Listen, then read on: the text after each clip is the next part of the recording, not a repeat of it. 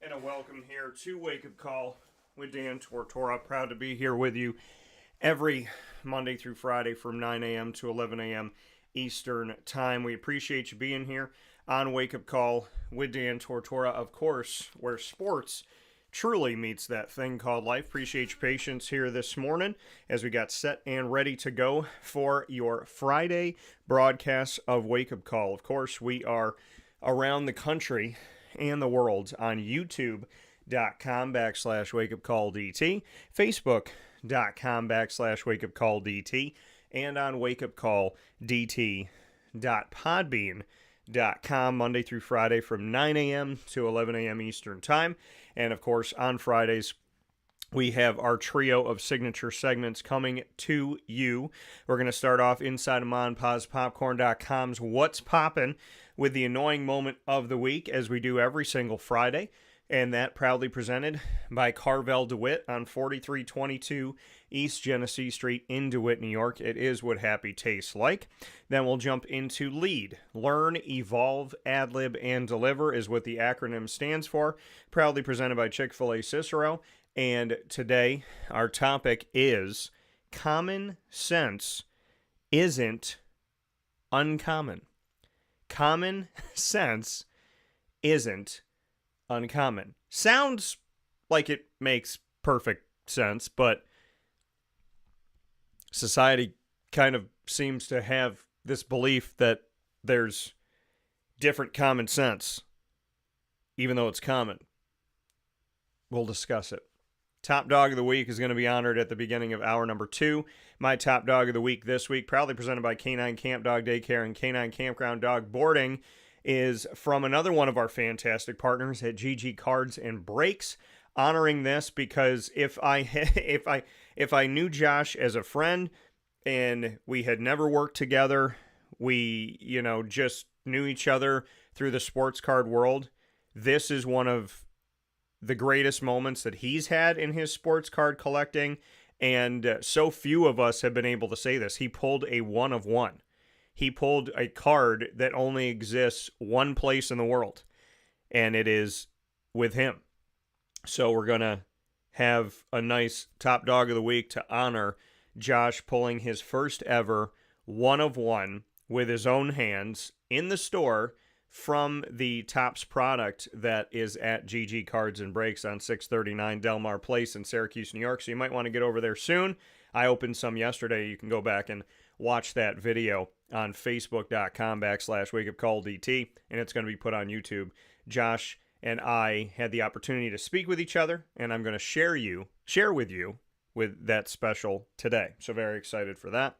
And we'll round out the show with a very special guest, Mr. Airon Servais, joining me here on Wake Up Call. He's been on the show many a time throughout his recruitment, being at Syracuse, and finishing up his time at Syracuse. Syracuse offensive line alum, Mr. Airon Servais, who hails from Wisconsin, is going to be joining me to speak on his time at Syracuse University, on the team as a member of the Orange. We'll also discuss the NFL and his experience of that, and name, image, and likeness, transfer portal, Fran Brown, how the team has started. A lot of great stuff coming up with Airon Servais, so don't miss that, my Cuse fans. And with that being said, let's hop right into the annoying moment of the week.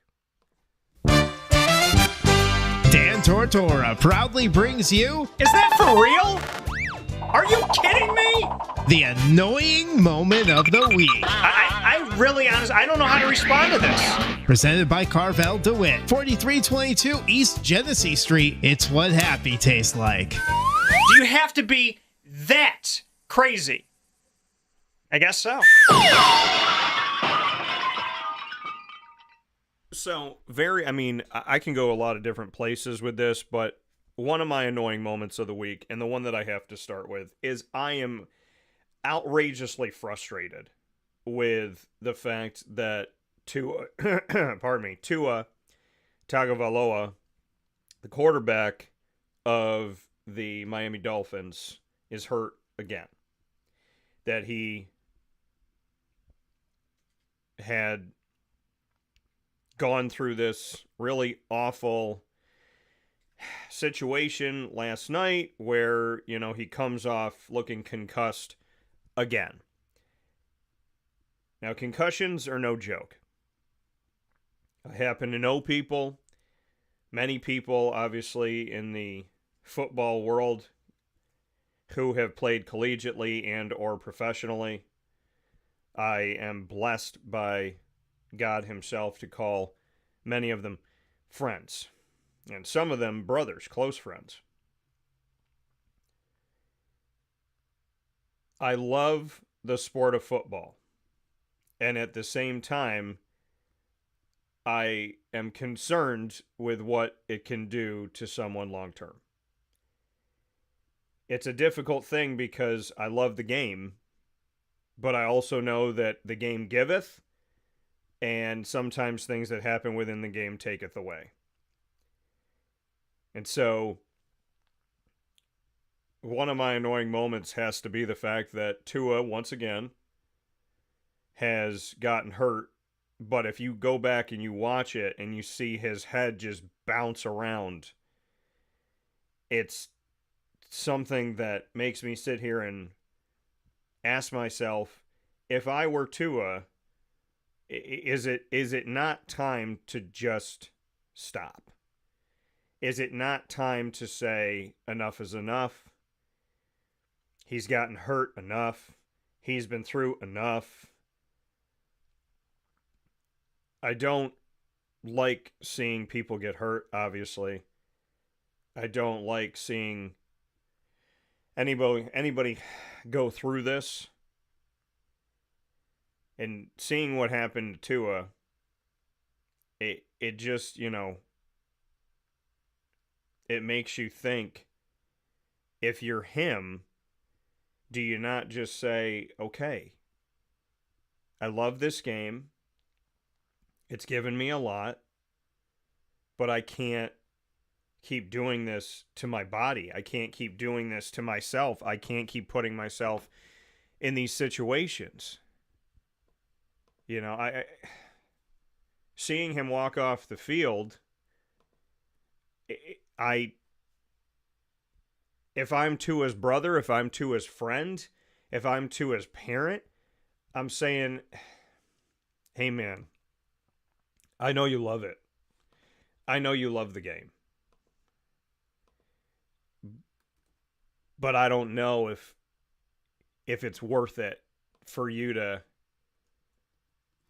do this again. For you to go through this again. It's only the second game of the season. I was doing other stuff last night, so I didn't watch the game immediately upon its start. So I turn it on, and here's Skylar Thompson, who has been on the team for a while, been on the Dolphins for a while, been the third stringer. And he's out there. The game has blown way open in favor of the Bills. The Bills are up by 3 touchdowns. And I'm thinking to myself, as soon as I see Skylar, I'm like, okay, well, there's way too much time left on the clock for this to be, all right, we know we're going to lose. We know we're not playing well. So let's put in our backup. Good morning to Jerry. Good morning to everybody out there all around the country and the world. I appreciate y'all. This to me it's heartbreaking. It's absolutely heartbreaking. And I would show you the video, I'd show you the clip, but Facebook and YouTube have gotten to be so there's a lot of great that they are, but they've also gotten to be very weird with copywritten stuff. I had someone claim the rights to my voice, and I had to fight that 40 seconds of me speaking belonged to someone in the Middle East, apparently. So, yet I can't show B-roll of quarterbacks when I talk about quarterbacks because they said that it was spam. Spam. That means that everything that ESPN has ever done is spam, if that is the rule that they hold. So I'd love to show it to you, but I don't want to have that part of the video muted. And I don't want to have to deal with fighting through other things on top of what I already fight through. to be a small business in America trying to be respected for the work that we do. So, by companies that claim that they're for whatever. Years and years ago, I remember exactly where I was driving when they were talking about freedom of the internet and all this stuff, and I was like, this isn't what they say it is. And ever since whatever was passed, there has been a lot of ridiculousness that happened on the internet. And it's not protecting anybody because you're still seeing violence, you're still seeing hate speech, you're still seeing political jargon. You're getting prevented from doing like normal journalism.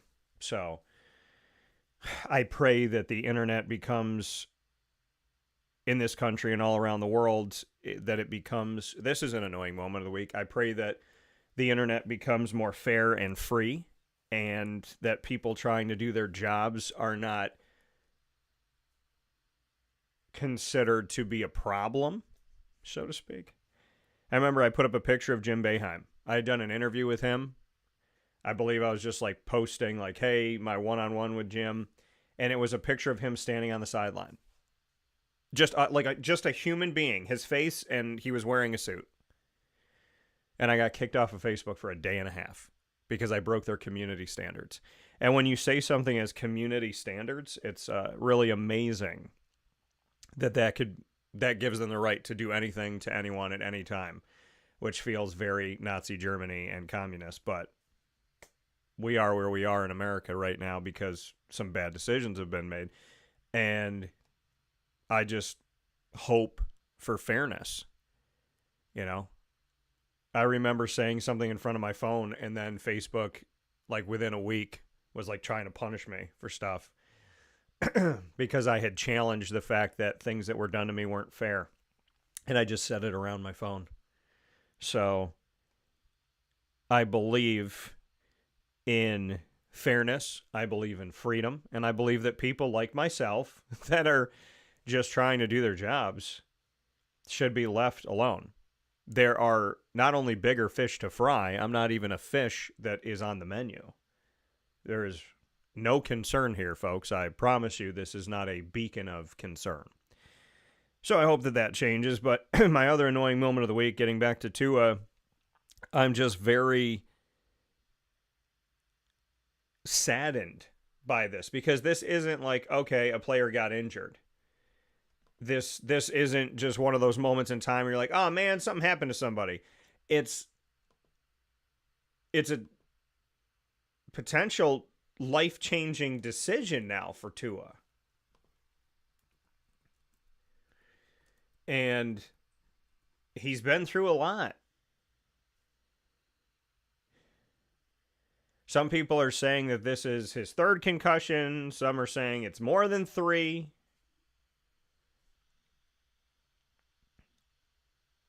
And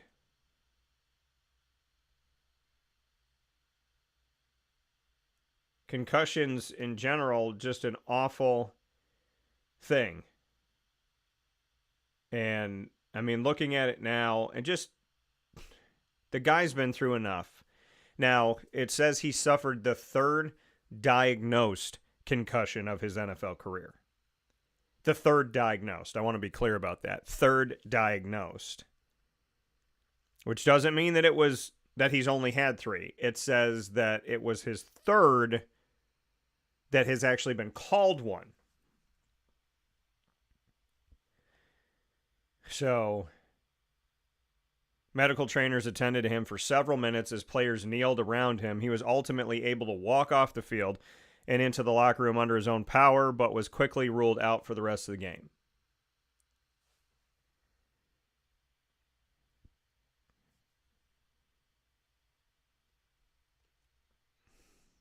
You know, this to me is, it is. I mean, it's awful.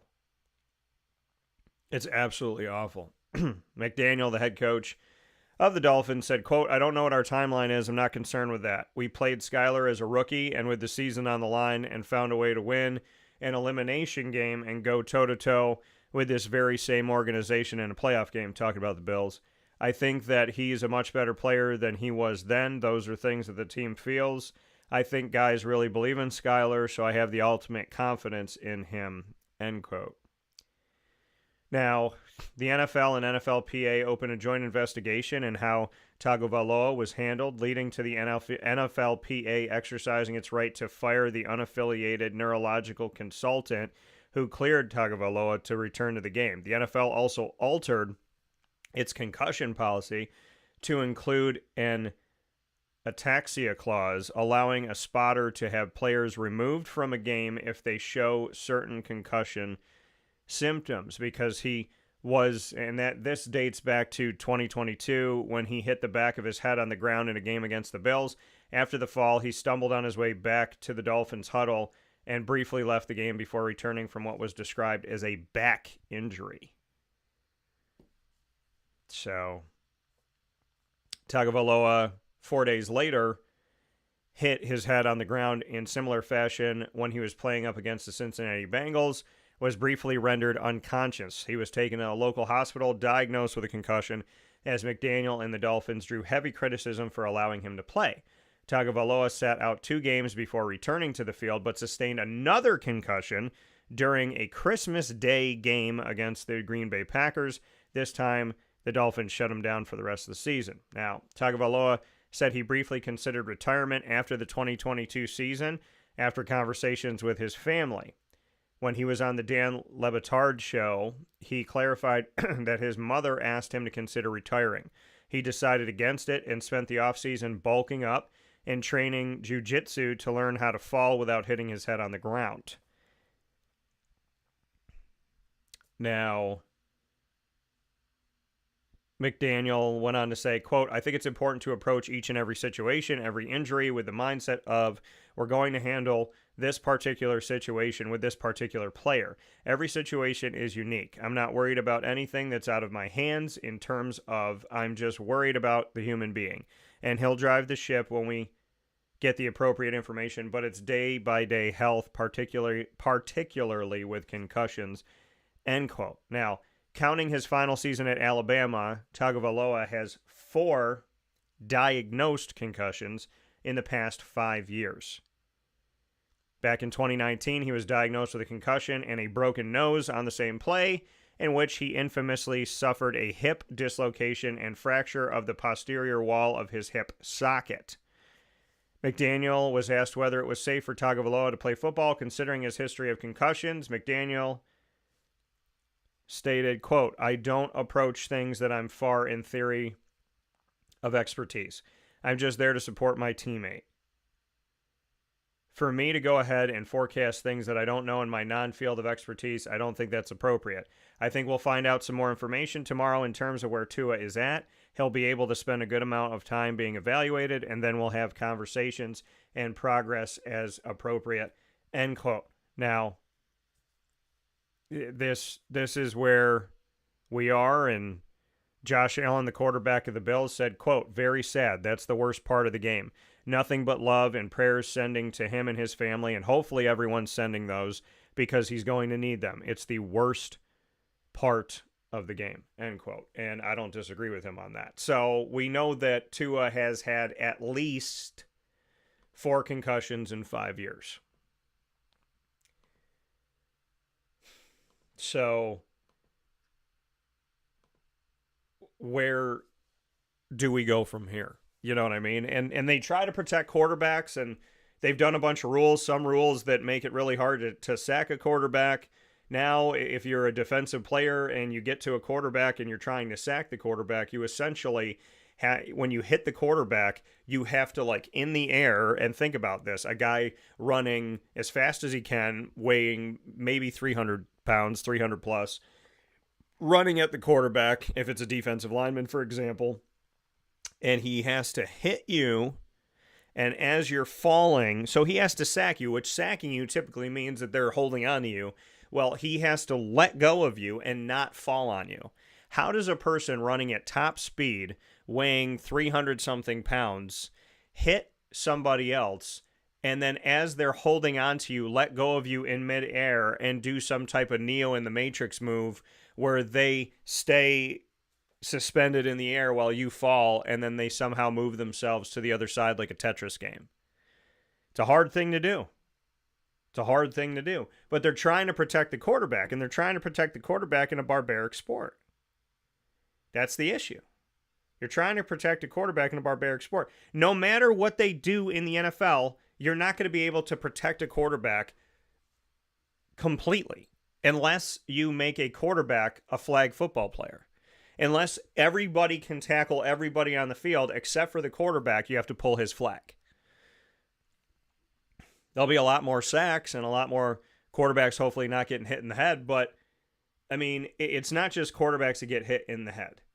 We focus on the quarterbacks because the quarterbacks are the ones that we typically see, right? When somebody, because you're trying to get to him. That's your job on the defensive side of the ball. Your job is to get to the quarterback. You get to the quarterback, right? Outside of getting to the center and making them have a bad snap and recovering the football, you go to the quarterback.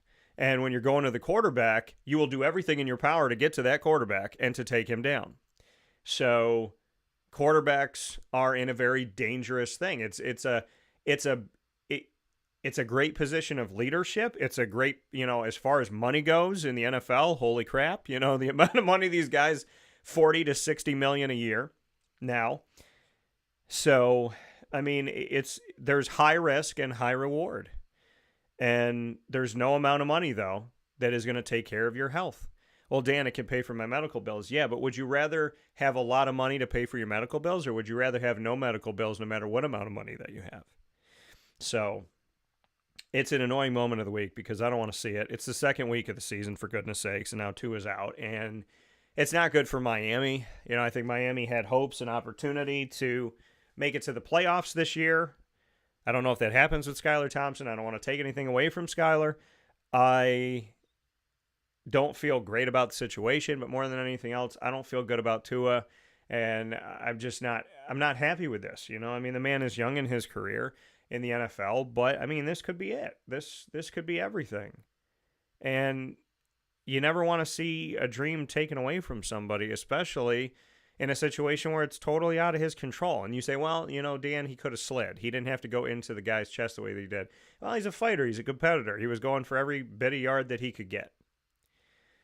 So, I'm not going to sit here and blame Tua. Oh, man, you're out there giving your all. You gave yourself a concussion. Come on. Nothing like having somebody go through hell and someone standing over them saying you deserve it. But I've heard it. I've heard people say it. And that would probably be my final annoying moment of the week is I don't care what side of the coin you land on, but I have had conversations with people that have different beliefs. And I had someone very close to me say to me, and this has to be said because this is wrong. And if you're teaching your kids this, you are doing a disservice to America. You are doing a disservice to the future of this country, to the future of this world, to everybody. And I was having a conversation, and I was like, Donald Trump got shot at. And the response I got from someone I've known my entire life, they said, oh, well, I'm not happy that somebody tried to, I'm not upset that somebody tried to kill him. I don't care that somebody tried to assassinate him. I don't care that someone tried to take his life. What I care about is that an innocent bystander died because of it. And I sat here and I thought to myself, whether I agree with you or not, I would never wish bad upon you, let alone death, the ultimate price. I would never, ever say that. I could never walk into a place and go, oh, I hope somebody dies. I hope somebody has a bad life. I hope something bad happens to this person. Whether you like a candidate or a person, if you're a human being out there that's going, I don't care that Donald Trump was shot at. If he was assassinated, that wouldn't have affected me. I would have shrugged my shoulders and keep moving. He deserves it. But I'm sad that somebody died at his rally and basically insinuating that you blame Donald for someone shooting at him that killed another person, and you blame the loss of that life on Donald Trump. So not only do you wish he was dead, do you not care if he was dead, but you're now blaming the death of somebody else on him. That makes me friggin' sick to my stomach, and it hasn't left my head. Because I would never say that about Kamala Harris. I would never say that about Donald Trump. I would never say that about Joe Biden. I would never say that about George Bush. I would never say that about Barack Obama. You don't wish, I was not raised to wish death and bad things upon people that I don't agree with, people that I'm not friends with, people that are on the opposite side of the coin that I am. I'm a proud Catholic. I believe in Jesus Christ. I believe in God the Father, the Son, and the Holy Spirit. Amen. If you're Muslim, I don't wish death upon you. If you're Jewish, I don't wish death upon you. I don't hope for bad things to happen to people. And I have to say this, and I know it might be not popular, but I didn't start this show to be popular. I started this show to follow a dream, to chase a dream of mine, to hopefully catch it and then go chase more. And who am I if I sit here and I don't talk about that? Because it's not about Donald Trump. It's about the fact that if you are so vehemently on the other side of someone that you wish death on them, or you don't care if they die, and you're willing to publicly say, oh, I'm not upset that someone shot at this person. I'm not upset that they tried to kill him. That doesn't matter to me. Don't teach that to your children. And keep that to yourself. If your heart is dirty, don't try to muck up other people's hearts. I could not believe that, and it stuck with me. And I told my dad last night, I keep thinking about that. I was like, I don't care who you like and who you don't like. I have never in my life in 38 years been told that it is okay to wish bad upon someone, let alone be totally complacent in attempted murder. I don't delight. And they say love doesn't delight in evil, and that's evil. So if you're out there, whatever side of the coin you're on, remember something. We are all Americans. And remember this too.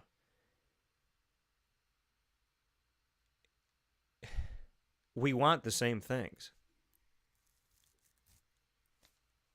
Most of us want safety, security, enough money to pay our bills and be able to do things that we want to do outside of that. We want our children to have a better life than we do. We want access to clean water, clean air, to food.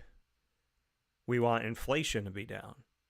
We want security in our home, right? We want to have shelter. We want to have clothes. We want our children to get a good education. We want our education to be fair. We want people to be fair and consistent. We want equality. We want equal opportunity. Life, liberty, and the pursuit of happiness. We want freedom of speech, freedom of religion, freedom to be who we are. Many of us want the same thing. Don't get caught up in the media trying to divide you. And you say, well, Dan, you're the media. Yeah, well, I fight up against the people that try to divide you. And they don't like me either. So, trust me, the media does not like people. Typically, from my experience, the majority of the media, not everybody, there are good people, but it says something about the media that I've been doing this for over 2 decades, and I probably can take one hand or 1.5 hands to tell you how many good people I've found in 20 years in the media. I am a minority when I tell you the truth, but I will never stop doing it. And I don't always say things that you might like and you may disagree with me. But I am not going to sit here anymore and keep my mouth shut on the fact that I had someone who I love dearly tell me I'm totally fine if Donald Trump gets assassinated. There is no time in your life that it is ever okay to pray for the death of someone, to want the death of someone, or to be absolutely unfeeling on someone's life. If you and I have different views and you are bleeding on a street corner, I will put my hand out and I will help you. That is the America that my grandparents fought for, that my great aunts and uncles fought for. That is the America. We may disagree, but we are all one family. We may not like each other every day, but we love each other. We just had September 11th. In the midst of an election where people are being rude and crass and hateful to total strangers, where Facebook cares more about attacking a guy like me for doing his job and doing it consistently and not paying for their ads, which is probably why they don't like me. And yet they're totally fine with letting hate speech go back and forth between supporters of Harris and Trump.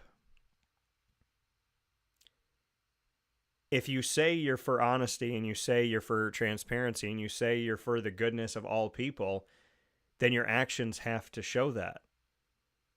Actions speak louder than words, and it is unbelievable to me that someone can tell you something and your life shows you the exact opposite, and people are gullible enough to eat the gumdrop that's going to knock you out.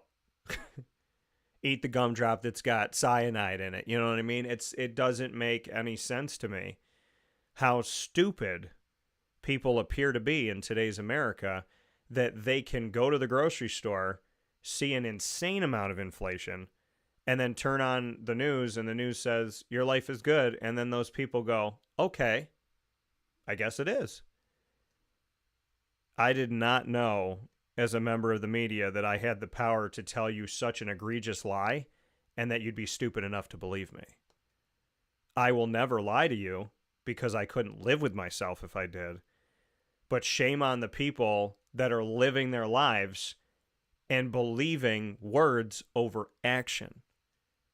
Words over action. Didn't your parents tell you when you're dating somebody, actions speak louder than words?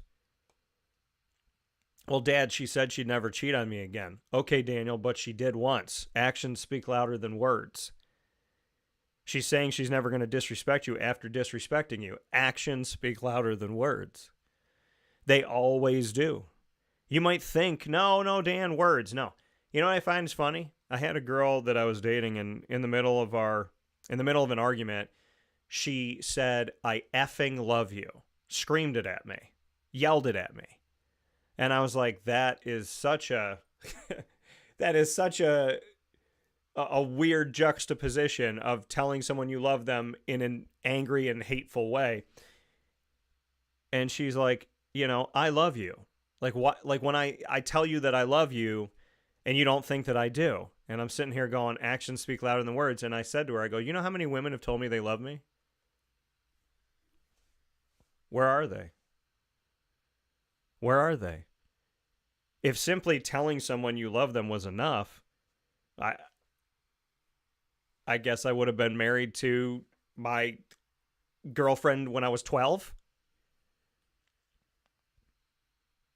Actions speak louder than words, and y'all need to start paying attention because it's not about one candidate, right? I tell people to vote. It's about local, right?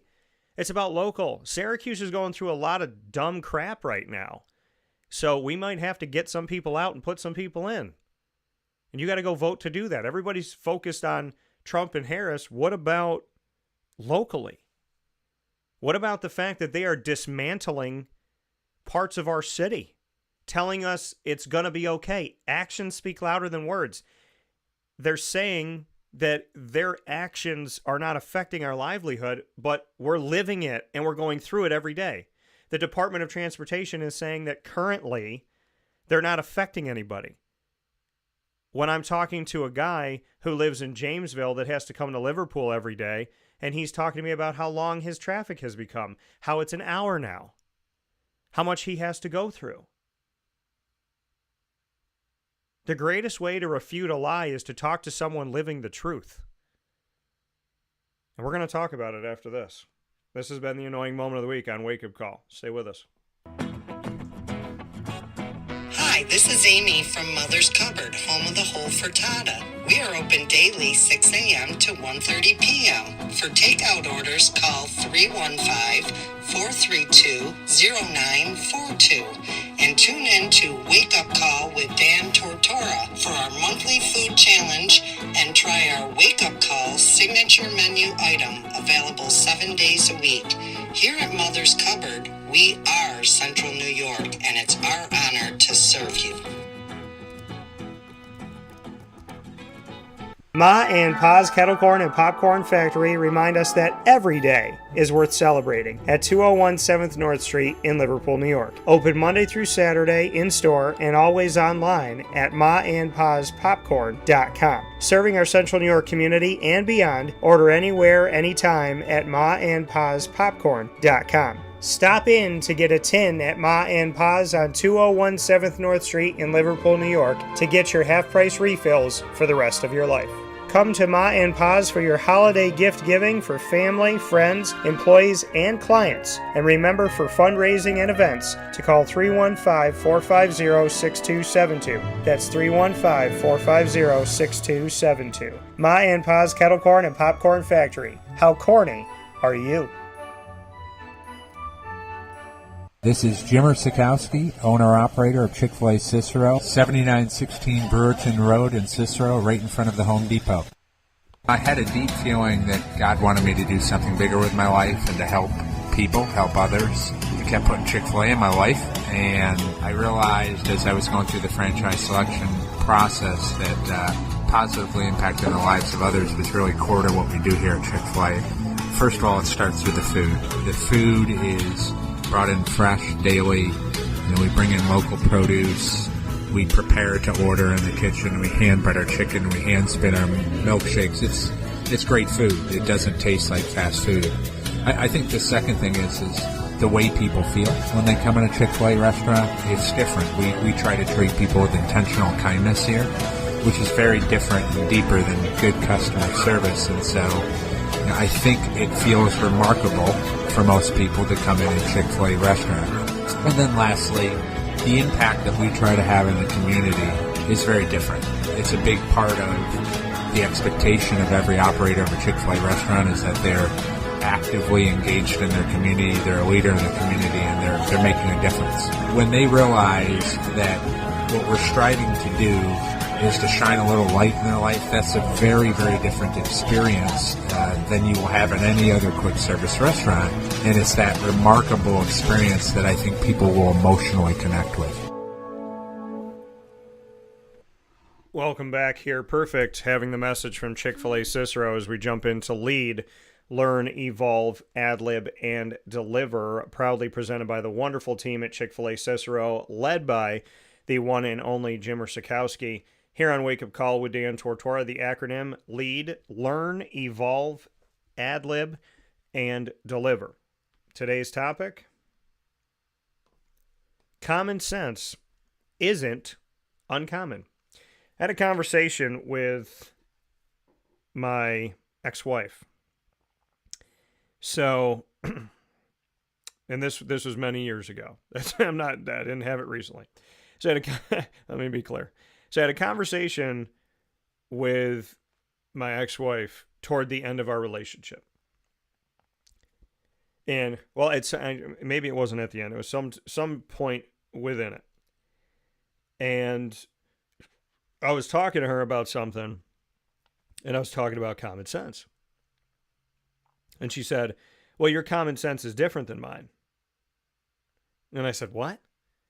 And she said, Dan, not everyone's common sense is the same. People have different common sense. And I said, well, then it would be called uncommon sense. Because common means similar. Common means, what common is in community, right? It means that, a lot of us are like, yeah, we get it, but common, something that bonds us all. We get it. Uncommon sense is what I feel like has been thrust upon us in today's world. Oh, your common sense is different than my common sense. Now, common sense, the definition from Merriam-Webster, is sound and prudent judgment based on a simple perception of the situation or facts. Common sense.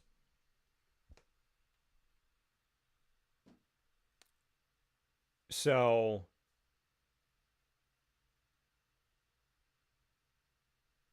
sound and prudent judgment based on a simple perception of the situation or facts. Common sense. Now, some of you that I'm talking with this morning around the country and the world now might think it also means the ability to think and behave in a reasonable way and to make good decisions. Now, some people would say, well, what determines a good decision, Dan? See, the thing about life today is people want a get out of jail free card. People want to be told that whatever they did is okay, right? My sin's not a sin if I can get somebody else to believe that it's not. Common sense also refers to the common knowledge of things in the world that all humans are expected to know. The basic level of practical knowledge and judgment that we all need to help us live in a reasonable and safe way. So let me tell you some examples of common sense to me. You shouldn't go to the grocery store and rub your nipples on the produce. Common sense. You never thought of that one, did you? Some people are like, ooh, now I want to do it. Wonder what it feels like. Don't do it. It's not safe. And, unless you want pesticides on them nips. But can I say nipples? I think I can. It's the internet. So, but good morning and happy Friday. So, but crazy. Other common sense. Probably shouldn't go to church without pants or shorts or anything covering your midsection. Probably don't wear sandals during a basketball game if you're playing. Common sense, right? But see, we live in a world today where someone could go, well, Dan, it's my belief that the sandals are good. So why are you mad at me? And why are people so mad? Why do people yell at people now? When you don't agree with someone, they just cry and scream. What type of idiotic way? I mean, like, are you having your terrible twos 18 years later? Were you a really good baby, but now, like, you suck as an adult? Like, you have to be an adult. You don't have conversations by screaming and interrupting. And have I interrupted people? Yeah, I did it at the beginning of this week with Brendan Murphy, and I felt bad about it. I was so passionate about what we were talking about, and so, like, I got the facts here, man. Like, I got it. I'm excited to talk about this because the facts are backing up what I've been saying for years. And then I felt bad about it, and I was like, man, I'm not going to do that again. I'm not going to interrupt him. I felt bad. See, look, there's somebody here live telling you that I did something I shouldn't have done, and I'm sorry about it. How about that? How about if people apologize for things without having people ask them to apologize? Brendan didn't ask me to apologize. We talked after the show. He didn't say anything about that, but it's been weighing on my chest, and here I am to say. I shouldn't have interrupted him, and I shouldn't have gotten louder to try and drown him out so that I could say what I wanted to say. I talk, he talks. He talks, I talk. That's how it should be, and that's how it will be from here forward. So, because it was a great conversation, and I don't want that to be, anything other than a great conversation because there was interrupting, right? And so, common sense, right? Don't play basketball in sandals. I mean, you can and be an idiot. You're probably going to slide. You got a great chance at spraining your ankle, breaking your ankle, messing up your knees. You can do whatever you want. Somebody stepping on your open toes. You can do whatever you want to do. You can do whatever you want to do. It doesn't mean it's not stupid. And see, I think people in America today, and here's the crazy thing about the America that I grew up in and the America I see now. The America I grew up in had morals and values, and we believe in God, and there's like this central focus on doing the right thing.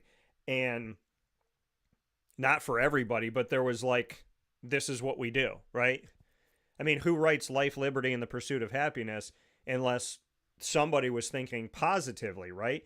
And somebody had said, like, our forefathers spiritually, that this world was, that this country was made thinking about more than simply, just the humanity of it all, that there was this spirit asset to it, that there was this moral asset, this obligation.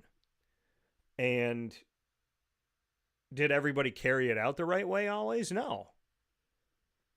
But the spirit of the law was to do the right thing. And now it's so weird out there. Well, Dan, if I want to wear sandals, let me wear sandals. Okay, idiot, wear a sandal. Wear a sandal. Play basketball in a sandal. And when you break your leg, at that point, you're going to ask for my help. The person that you brushed off and shooed away because you want to do what you want to do, because for some odd reason, you think that our freedom in America means freedom to be an absolute, illogical, irrational person. Go be an irrational person. And now you got to go pay a medical bill because you were stupid, because you didn't listen to common sense. That's common sense. It is common sense to not stick your hand with chum in it. If you don't know what chum is, like that, like kind of blood and like pieces of fish. It's common sense to not go into the ocean and stick your hand into the ocean with chum in it when there's a shark swimming towards you going, he's not going to bite my hand. He's just going to take the chum because he's a nice guy and he understands the difference. No, he's going to eat your arm off, you wonderful, wonderful, confused soul. And that's reality. Common sense isn't uncommon, right? We know it's not good to kill someone. It's not good to steal from someone. It's not good to walk up to someone at a grocery store and punch them in the face and walk away. It makes no sense. It's not sensible. It's not reasonable. It's not common, right? Thank God. But there's people in today's society, my ex-wife included, that want to be exonerated for the decisions that they make by simply telling you my common sense is different than yours. Well, if common sense was different for every single person, then we would have anarchy. We would have chaos. If every single person of the billions of people that are out there had a different set of common sense, then some people would murder someone and go, well, I can't go to jail because to me, it's not common sense. It's totally rational to kill people. It's totally rational for me to touch every piece of watermelon at a party. I don't know why other people won't eat it. All I did was touch it. Well, common sense says that you claimed all those as your own because you touched them. Well, my common sense says that I just like touching watermelon. We live in a society where people are doing crazy things and they're telling you, no, it's totally fine, because in my head it's totally fine. And somebody has to have the cojones to stand up to these people and say it's not fine. It's not normal. It's not okay. I don't care what anybody says. It is not okay to dress up like a cat and go to school and say you're a cat and sit in a litter box and tell people that you're not a human being, you're a cat because you have whiskers and you put little cat ears on, you put a cat tail on, and you want to go to your social studies class and sit in a litter box. And if they don't let you sit in a litter box like a cat, you're going to have your mommy and daddy go and picket at the school. Those parents should go to therapy. The child should go to therapy. And it's as simple as that. We have to call out crazy. You have to. Because in the society we live in America now, people are so afraid to get canceled. They're so afraid to have somebody say something mean about them on social media. They're so afraid that somebody won't like them. I don't care if cat people don't like me. And I'm not talking about people that own cats. I'm talking about people that dress up like them. You can dress up like a cat as a little kid on Halloween and have a grand old day. Right? If I had a 5-year-old son or daughter right now and they said, Daddy, you're a dog and I'm a cat, let's play. Totally fine. Very different than my child saying to their math teacher, I'm a cat. And I told people, you want to get rid of your child doing something insane that teachers are allowing in schools? This is how you fix it. Child comes home, right? I said, let's just say I have a daughter, right? And my daughter comes home. She says, Daddy, I'm a cat. I said, no, you're not. You're a person. She said, no, Daddy, I'm a cat. I said, okay, then give me your phone. Cats don't have thumbs. They can't text. Oh, come on, Daddy. I'm sorry. Cats don't talk. I didn't hear anything you said, but give me your phone. Well, I'm going to leave. I'm going to go upstairs. I'm going to go to my room. She goes upstairs and she goes to her room, and there's no bed there. There's just a litter box. That's it. Because she's a cat. And she said, Dad, what are we having for dinner? Well, your mother and I and your brother are having steak. I got you some catnip. And I open it up and I put it in front of her. She goes, ew, Dad, this is gross. I'm going to call child services. This is insane. Call child services to talk about a cat? Child services isn't going to pick up a cat. They're only going to help humans. And you're not a human. You're a cat. Whatever, Dad. I'm going to take my car and go see my friends because you're crazy. Well, cats can't drive. Give me your keys.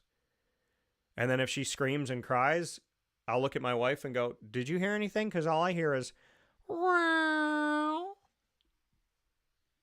That's how you defeat insanity in America. You call it out to its face. I am all about people chasing their dreams. I am all about people going after what they want in life. I am all about people being authentically themselves. But people are not cats. People are not T-Rexes. People are not whales. And there's no animal in society. There's no animal out in the wild. There's no giraffe going up to a bunch of lions going, you can't eat me because I'm a lion. Roar. So they're going, okay, idiot, come here. Tasty food for us. See, animals have common sense. Maybe we should flip the pyramid of life that human beings are supposed to be on the top of, and maybe we should just go live with the animals and relearn common sense. That if a zebra goes up to a cheetah and goes, I'm just like you. I'm a cheetah. And the cheetah goes, you better run. And the zebra goes, I don't have to run because we're both cheetahs. And that was the last thought the zebra had because he got eaten after that. So, all I'm saying to y'all is freedom doesn't equal crazy. Freedom doesn't equal lack of common sense. Freedom does not equal keep your mouth shut when things look really strange and weird and confusing and sad. I will never, of any of my nieces and nephews, I will never support them saying, you know, I sit in a litter box. If I went over to visit my niece or my nephew and they were eating dinner in a litter box, I would go home. Because it is not the child's fault that their parents are leading them in a bad direction. And let me tell you something. If Russia and China see the future of America in a litter box, they are going to so easily take over this country. It is not even going to be an effort on their part. I can't even imagine what my grandparents would think or say to me if I told them that children and their parents are fighting for their right to wear tails in school and sit in litter boxes. Or the fact that some institutions and states are looking at not failing children anymore.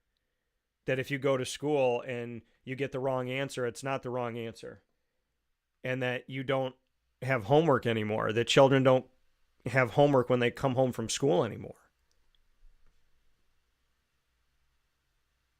And what are we doing to support mediocrity? Everybody in 15th place gets to enjoy being treated like you won a gold medal.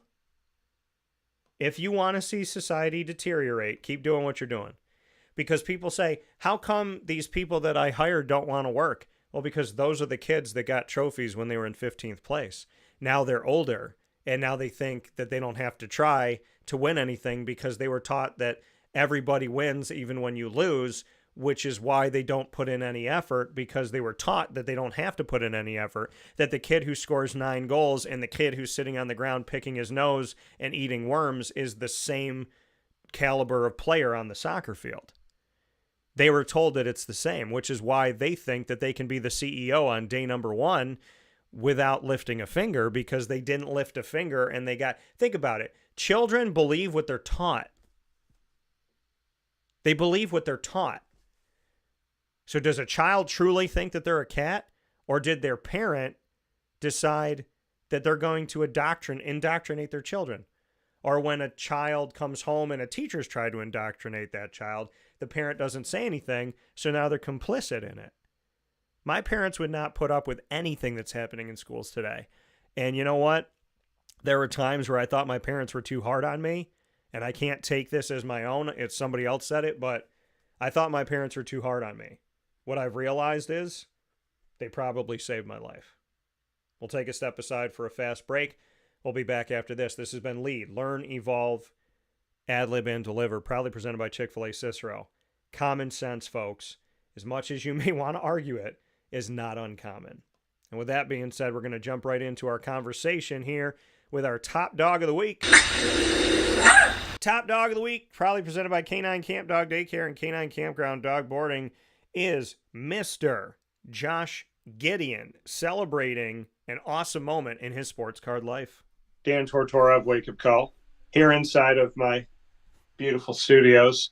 And I'm very happy to be here today in celebration of something truly amazing in the sports card world. As you know, I've collected cards since I was a little kid. I want to say I was probably like 8 years old, maybe younger, that I started collecting cards. And throughout my life, I have found some of my favorites. And it's been a lot of fun to open up packs and boxes. I remember the first autograph card that I pulled, and I believe I pulled like 2 autograph cards at one point. I had 2 packs, and each of them had an autograph card in it. The pulling of your favorite player, Damon Stoudemire for me growing up, Fred Taylor in the football world. So today I'm here to celebrate history in sports card unboxing, opening. Sad part is, it has absolutely nothing to do with me. Josh, hi. What's that? Oh, we're live. Oh, like now? Oh, hey Dan. What's up, man? Not much. How are you? I'm good. Ready player one. I'm ready. So, what happened in the sports card world?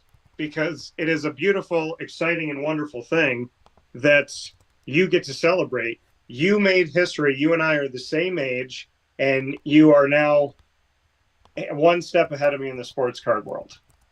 So, I have been playing for so long.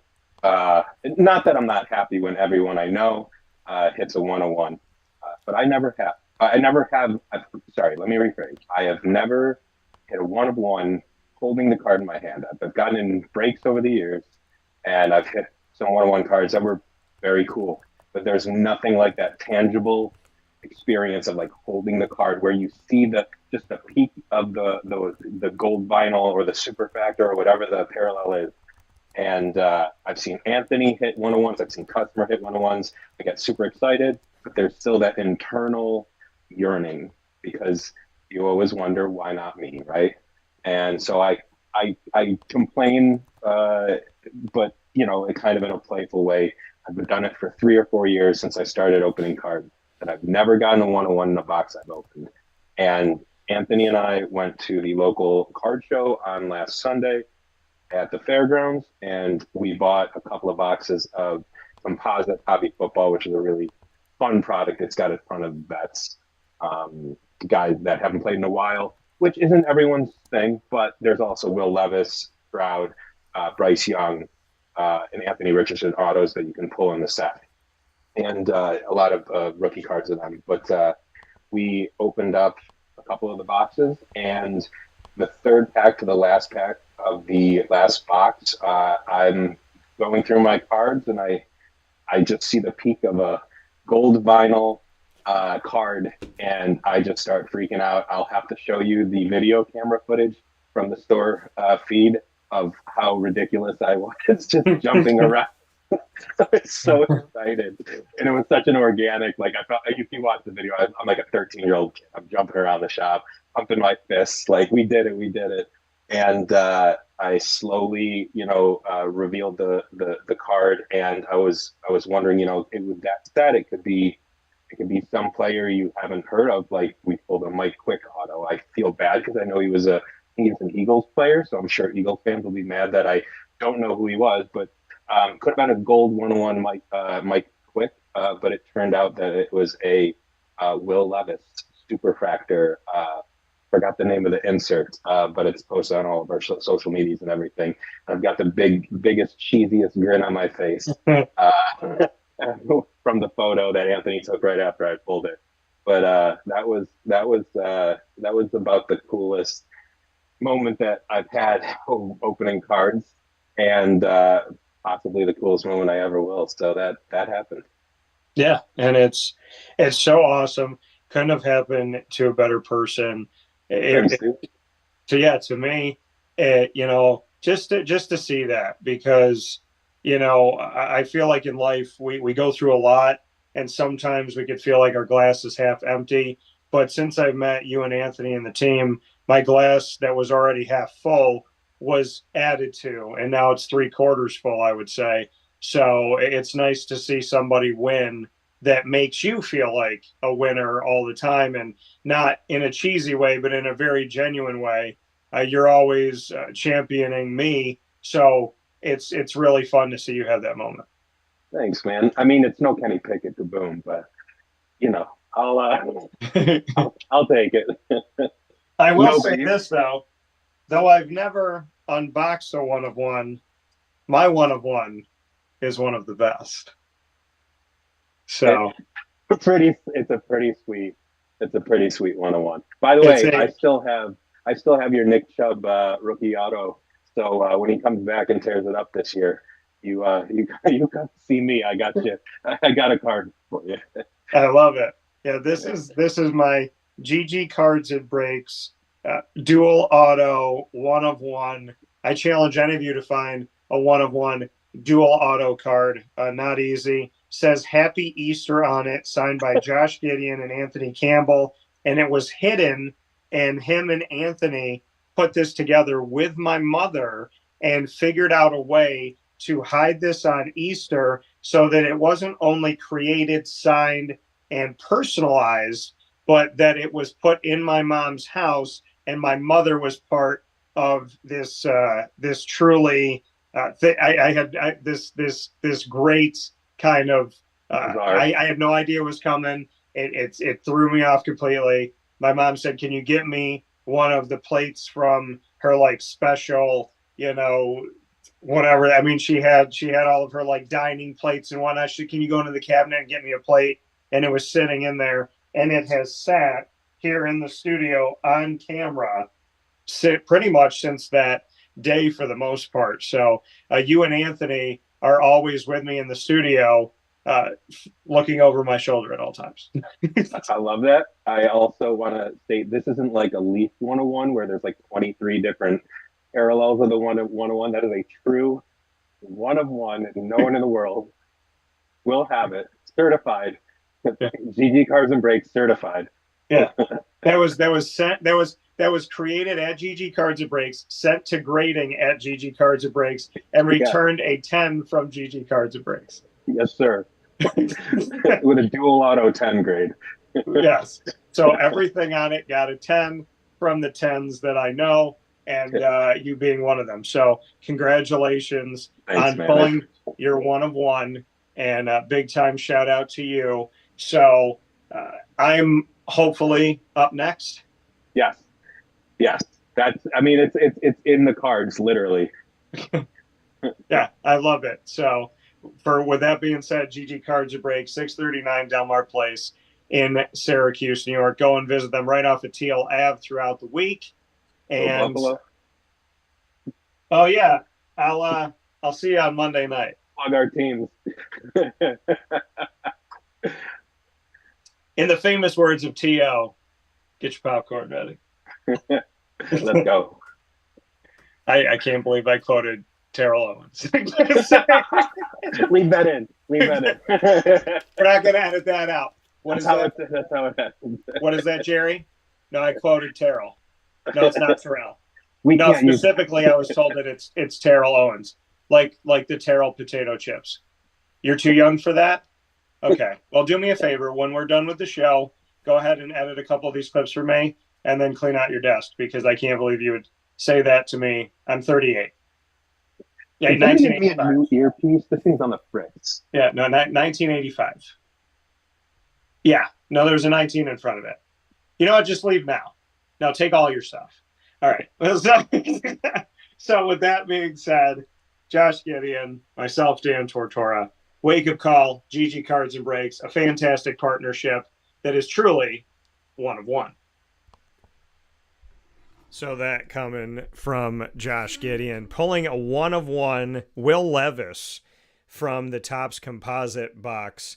And I just opened one yesterday and got some cool stuff. And I got a bunch of CJ Stroud. So I'll be putting those up on our social media, and you can watch our video on facebook.com/wakeupcalldt, and it's going to be added to youtube.com/wakeupcalldt right after the show this morning. I know we're a couple minutes back here, but Airon Servais is going to be on the broadcast now with us picture-in-picture live, which I'm excited to have here on Wake Up Call with Dan Tortora, where sports truly meets that thing called life. So we're looking at bringing him here onto the broadcast. Airon Servais, who was a member of a recent offensive line for the Syracuse Orange. So Syracuse Orange alum on the offensive line.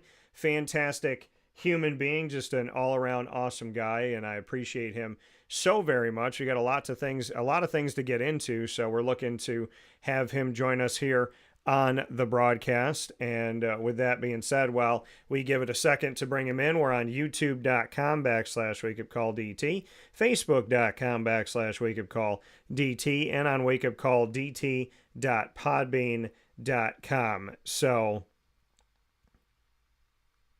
very happy to have him on the broadcast, as always, where sports meets life, and very happy to have you on the broadcast where sports meets life here on Wake Up Call with Dan Tortora. So make sure that you're tuning in with us all throughout the week, and of course, you can get us through all of our social media channels: Facebook at Wake Up Call DT, X at Call DT, and Instagram at wakeupcall_DT. So with that being said, we are picture-in-picture here, bringing in Mr. Airon Servais, who is a Syracuse Orange alum of the offensive line world. Airon, how we doing?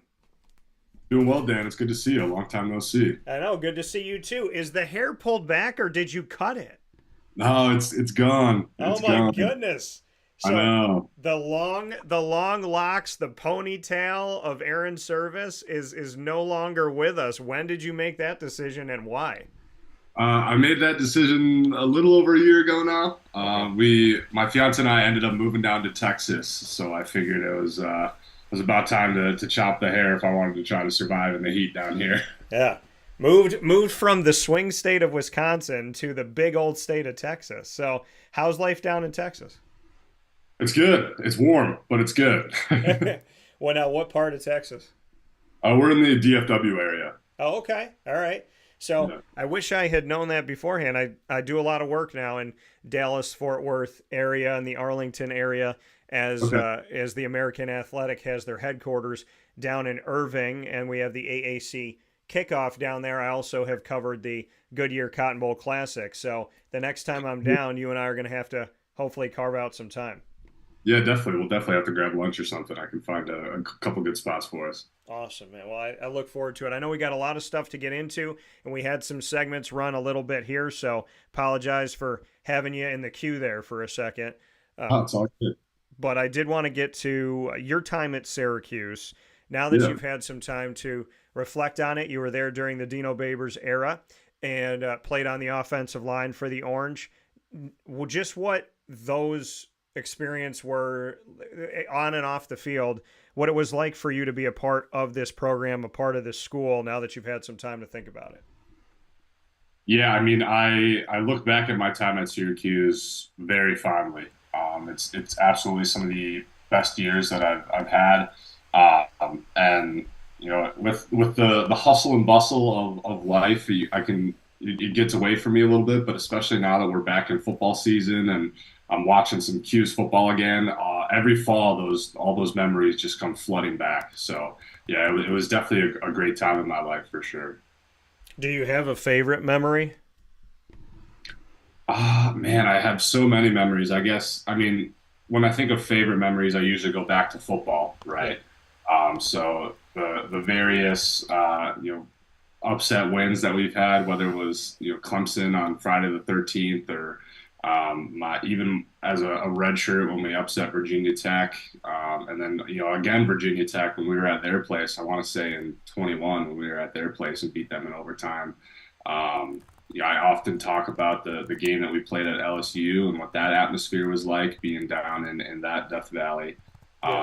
Yeah, so many memories, and it's definitely the football ones that come up to light first for sure. And you talk about defeating Clemson on Friday the 13th, which was back in 2017 on October 13th. We're here, ironically, on the Friday the 13th of 2024. So Right. almost a calendar perfect 7 years later. What are your thoughts on beating Clemson on Friday the 13th and now to be talking with me about Syracuse on Friday the 13th? It's so bizarre. It's so crazy how big those moments are, and now they're kind of just a memory. It's a weird part of growing up, I'll say, as you kind of get away from school and things like that. But yeah, again, it's some of the best of memories, and yeah, it's very fitting that I'm here today talking about some Syracuse football on another Friday the 13th, because yeah, that's absolutely a game and an evening that I will never forget. So Yeah, and to see that and to see Syracuse be able to have that feather in the cap, right? You move on from Syracuse and you had some opportunity in the NFL. I know coming from the state of Wisconsin, some opportunity, I believe, with Green Bay at one point. So bring me into just what your experiences were like in the NFL, because everybody kind of has their own unique experience. What did you take away? yeah, so I mean, my situation was definitely unique. I don't even know how public all of this stuff was, but at my pro day at Syracuse, I ended up tearing my pec on the bench press test. About halfway through, I felt a little tug, and I tried to keep going. I did one more rep, and I felt a big tug, and I racked it, and I ended up doing the rest of my pro day with a torn pec. So that definitely impacted, the following months as I was still trying to make things happen. The severity of that tear, it was one of those where it was kind of up to me whether I wanted to get surgery or not to repair it. Yeah. But obviously, I wanted to try to play football that fall, and I wanted to try to, get an opportunity to, obviously play in the NFL. I didn't know what my odds would have been if I did sit out for a year and do the surgery and all that. So I went ahead and pushed forward with, half a wing on my left side here. And yeah, so, draft day was pretty quiet, but I did get invited to a couple mini camps. I got invited to the New York Jets mini camp. So I went out there and did that. I ended up re-aggravating that injury at that camp. So I was scheduled to go to the Steelers mini camp the following week, and I ended up having to cancel that just because I had re-aggravated that injury, kind of tore open all that scar tissue again. And then after that, still just trying to work out, stay in shape, rehab the pec. I had a couple tryouts with the Packers. I think I ended up kind of being on their emergency call list, especially being as local as I was. I mean, I lived at that point like 15 minutes away from Lambeau Field. So, yeah, didn't end up getting signed, and then obviously continued to train and stay in shape, and still continued to rehab the pec and everything. And then I was given an opportunity to play in the USFL. So I went ahead and did that, and I played in that spring league, and that was a really awesome time. It was really, really cool. Just being able to play football at that level and with that level of competition, and to also get paid to play the game that I love. It was a really fantastic opportunity, and I'm really glad that I was able to do that. And like you said, having the opportunity to play in the USFL, it just bring me into that, and share that with everybody, just what that experience was like and who you got to be with at that time. Because the USFL, it was a new iteration of it. It was the third iteration of the XFL that have now become the UFL, which some people don't know is another iteration of that, because I covered the United Football League when I was living in Florida, working at ESPN Radio 1080 The Team at the time. How I met one of my friends that's now a brother to me, in Jason Lucas, and his children are my nieces and my nephew. So shout out to Carter, Carly, and Gracie. But we met through this world of football outside of the NFL. Bring us into the USFL, who you played for, and just what the experience was. Yeah, so I played with the Philadelphia Stars. Now, after the USFL XFL merger, that team did not survive. But in terms of USFL history, the Stars is a pretty storied team. Back in, I want to say, the 70s, when that league was big, they won a few championships. And then the year before I played, they played in the championship. They didn't end up winning, but they were there playing for it. So in the rejuvenation of the league, I played in the second year. And I mean, it was a really great experience. Now, obviously, with it being a starter league, they were still kind of figuring things out from a kind of league organizational standpoint. Yeah. Like in year one, everyone was all located in one central spot. And then my year, they ended up expanding to 4 different locations. So I was up in Ann Arbor for that time. We shared facilities with the Michigan Panthers, which was also a bit unique. I mean, obviously they're a rival, being in that location too. But then, the day after the game, we're in the same building doing meetings. We're in the same building preparing for the game even too. So that was a bit unique in that sense. But it was really, really cool being able to travel around and play football with all those different guys and in all those different places. Our home field was Ford Field in Detroit, which was really, really cool.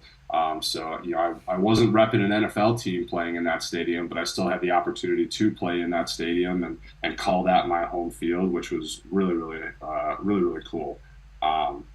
But yeah, I mean, in terms of the competition and just the football itself, everything's a really high level. Obviously I never got an opportunity to play in the NFL, so I can't exactly compare it. Yeah. But I mean, it was definitely a step above college for sure.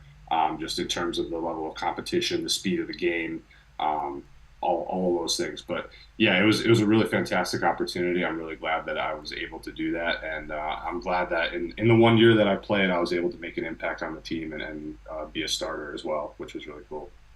Well, and I think the big thing, Aaron, is like you said, tearing your pec during pro day and having to try and fight through that, because you have that one pro day to show the NFL what you can do, then going to the Jets, re-aggravating it, having to cancel with Pittsburgh, being on that emergency call list for the Packers, and then finding your way onto the field once again with the Philadelphia Stars. I think for you got to be in control of your destiny.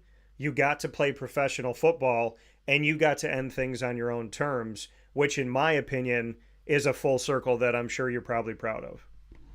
Yeah, I'm absolutely proud of it. Now, I mean, I definitely wish that I had the opportunity to play in the NFL, but I still got to check off the bucket list that I got to play professional football. And yeah, like you said too, I did get to end things on my own terms, which is absolutely a blessing. There's a lot of guys that play the game at all different levels that don't have the opportunity to make that decision on their own, whether it be illness or life situation or injury or things like that. Even with the injury that I did have, injury was not the thing that kind of ended my career and kind of forced me to go on the sidelines, which I'm very thankful for. So yeah, I mean, to this day, I haven't, missed a game due to injury, which is really cool. And I'm very thankful that I came out of my career as healthy as I was able to. Absolutely. Yeah, and I think it's huge, especially starting the show today, speaking about the unhealthy side of it with what's going on with Tua, here with Airon Servais, Syracuse Orange offensive line alum, here on Wake Up Call with Dan Tortora. And I hope your ears ring a lot, because I have family who has their family up in Wisconsin.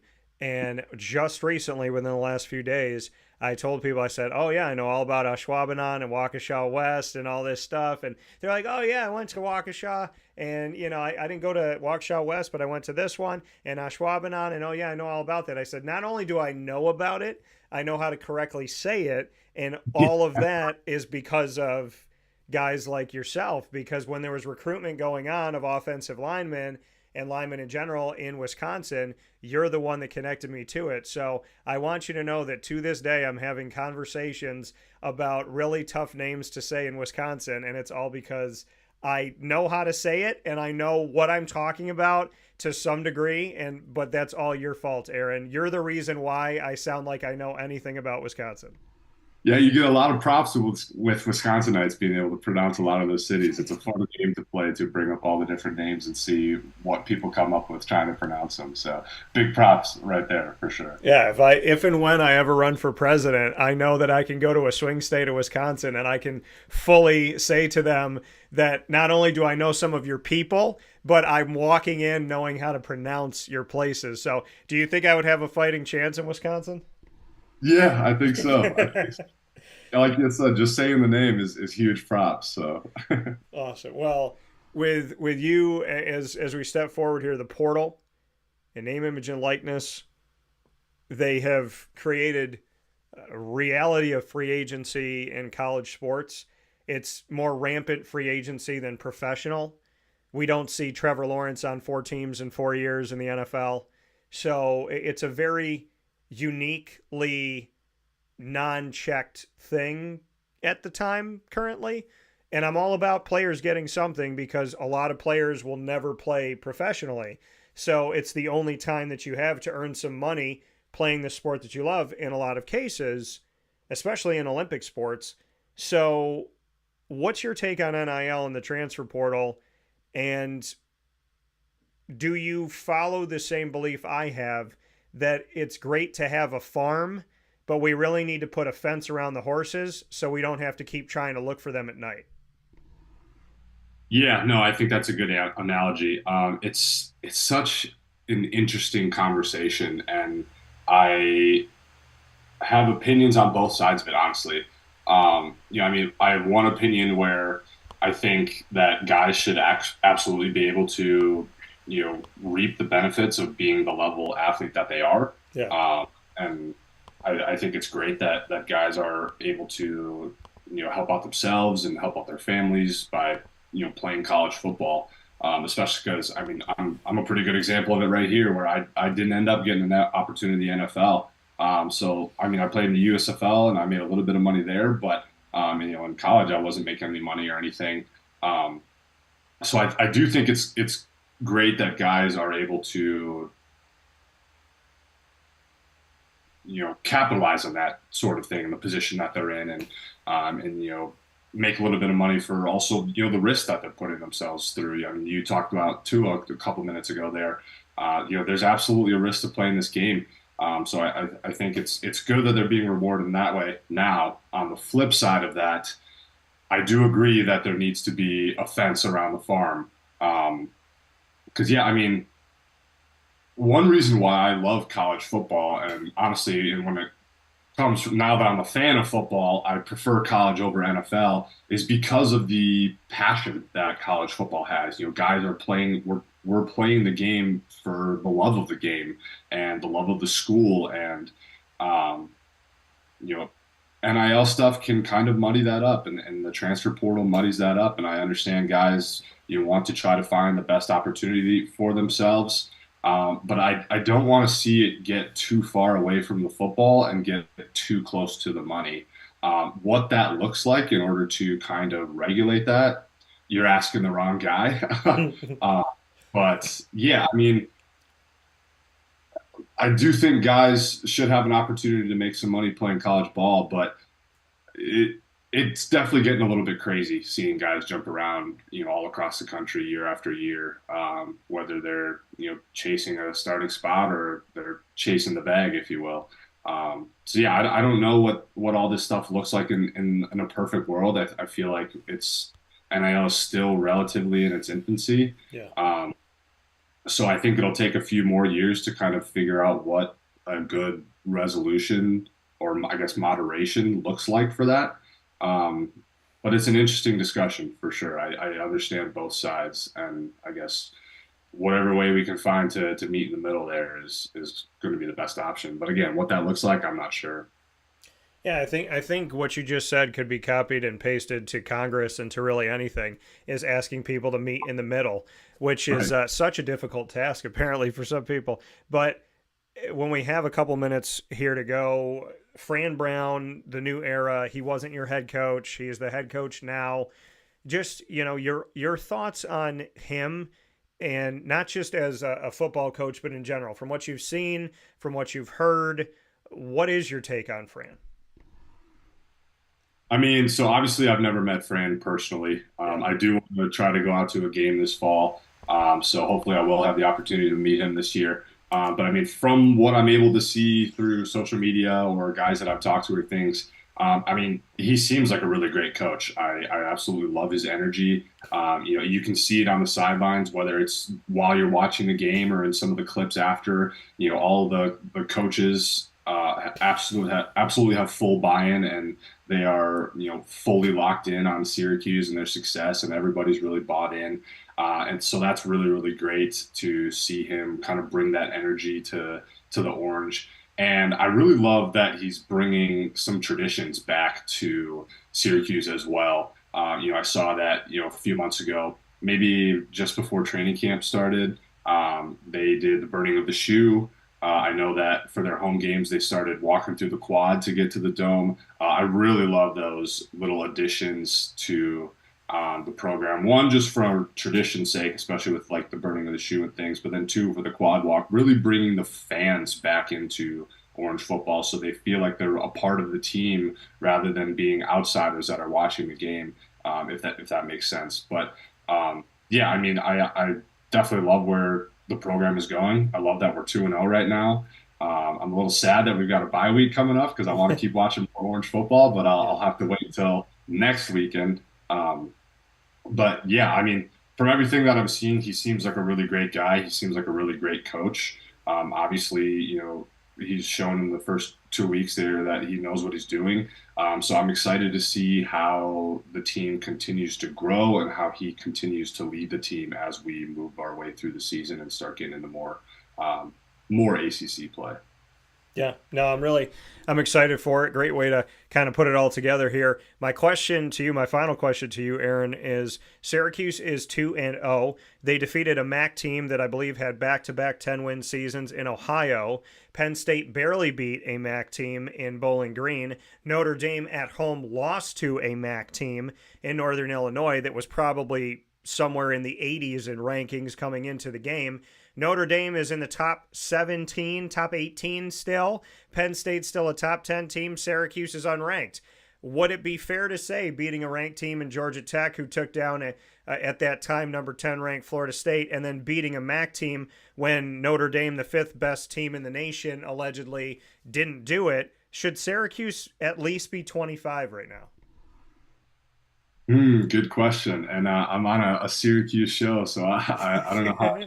But, no, I kind of like that they're on the bubble still, if I'm being honest. I mean, obviously in past years, coaching staff has been different in things, but in past years, we seem to have a hot start at the beginning of the year. And as we get to the middle end of the year, things can get a little bit rocky. So, no, I kind of like that we're still on the bubble. We're outside, just to try to keep the boys hungry, keep them hungry. Because I mean, at the end of the day, the ranking doesn't really matter. It's all about the wins, and we'll see what that rank is at the end of the year. But in week 2, I don't think that is super important. I think the guys need to focus on playing really great football, and if them being currently unranked is enough to motivate them to go out there and kick some butt, I'm okay with that. So, do I think they are a good enough team to be ranked? Yes. But am I upset that they're not ranked right now? No. Fair enough. And like you said, a Syracuse show, but as you know, impartial here on the broadcast. I pick the games the way that I pick the games, and I believe what I believe because I think it's a cardinal sin to be partial in the world of sports casting. But Airon Servais, Aaron, you have always been good to me. You've always been kind to me through your recruitment, through your commitment, your time at Syracuse, post your time at Syracuse now. So I know we got a few minutes today. They went by way too fast, and I hope that you would be open to coming back onto the show sometime soon. Yeah, absolutely. I would love to be back in the future for sure, and I appreciate you having me on today. But yeah, it's always been good connecting with you. You've been great throughout my entire career, and even I think a little bit pre-career and also post-career. So yeah, I'm really glad for the relationship that you and I have, and let's definitely keep it going and keep in touch for sure. Yeah, I got some ideas, so check your messages today. I got some thoughts. So Airon Servais here, the shorter-haired Airon Servais. Aaron, my best to you and to the lady and to your life down in Texas. I look forward to talking with you soon, and God bless as always. Yes, thank you, Dan. Right back at you. All right, take care. You too. See you. Bye. That coming from Airon Servais here once again on Wake Up Call with Dan Tortora, where sports truly meets that thing called life. We're going to take a step aside for a fast break, and wow, these shows go by quick. It's 10:46 in the morning, and we've gone through the annoying moment of the week, lead top dog of the week with Josh Gideon of GG Cards and Breaks pulling a 101, and now Airon Servais, just like that. So I always say this prayer, but I mean this prayer. God, may our lives be long, may they be fun, and may they go by slowly. May they be long, right? A long life. Enjoy that time. May it be fun, even in the hard times. May we appreciate the fact that we're here to have the hard times. And may they go by slowly. May our lives not speed by us ever. May they not go by fast. In Jesus' most precious name. And may we appreciate and spend that time wisely. In God's name, amen. We'll take a step aside for a fast break. We'll be back after this on Wake Up Call. Here's a message from Renee from Bryan's Landing, located on 6523 East Seneca Turnpike in Jamesville, New York. Open Tuesdays and Wednesdays for dinner, Thursday through Saturday for lunch and dinner, and Sundays for brunch. It's a lot like the way that my mom and dad ran their restaurant. We have put in place a lot of people that are family to us, very similar to how my dad hired people that were family to him. And then the tradition I'm carrying on is a lot of the items that are on our menu are my dad's. And he taught our chefs how to recreate his dishes. So I think that Tommy McInerney, who our executive chef is, to him it is an art. And I think that when he does create a dish, it's not just about making the food taste delicious, which is definitely our priority, but it's an art to him, and it's almost like his canvas on a plate where he just wants the colors to look great, and people love it because he takes pride in that. And Brian and I appreciate that. We want it to obviously look good and taste good. I will tell you, when we opened up, it was 6 weeks before COVID. And what was amazing was the community, our friends and family stepped up, and everybody did takeout. Everybody supported us. Our hearts were just so filled.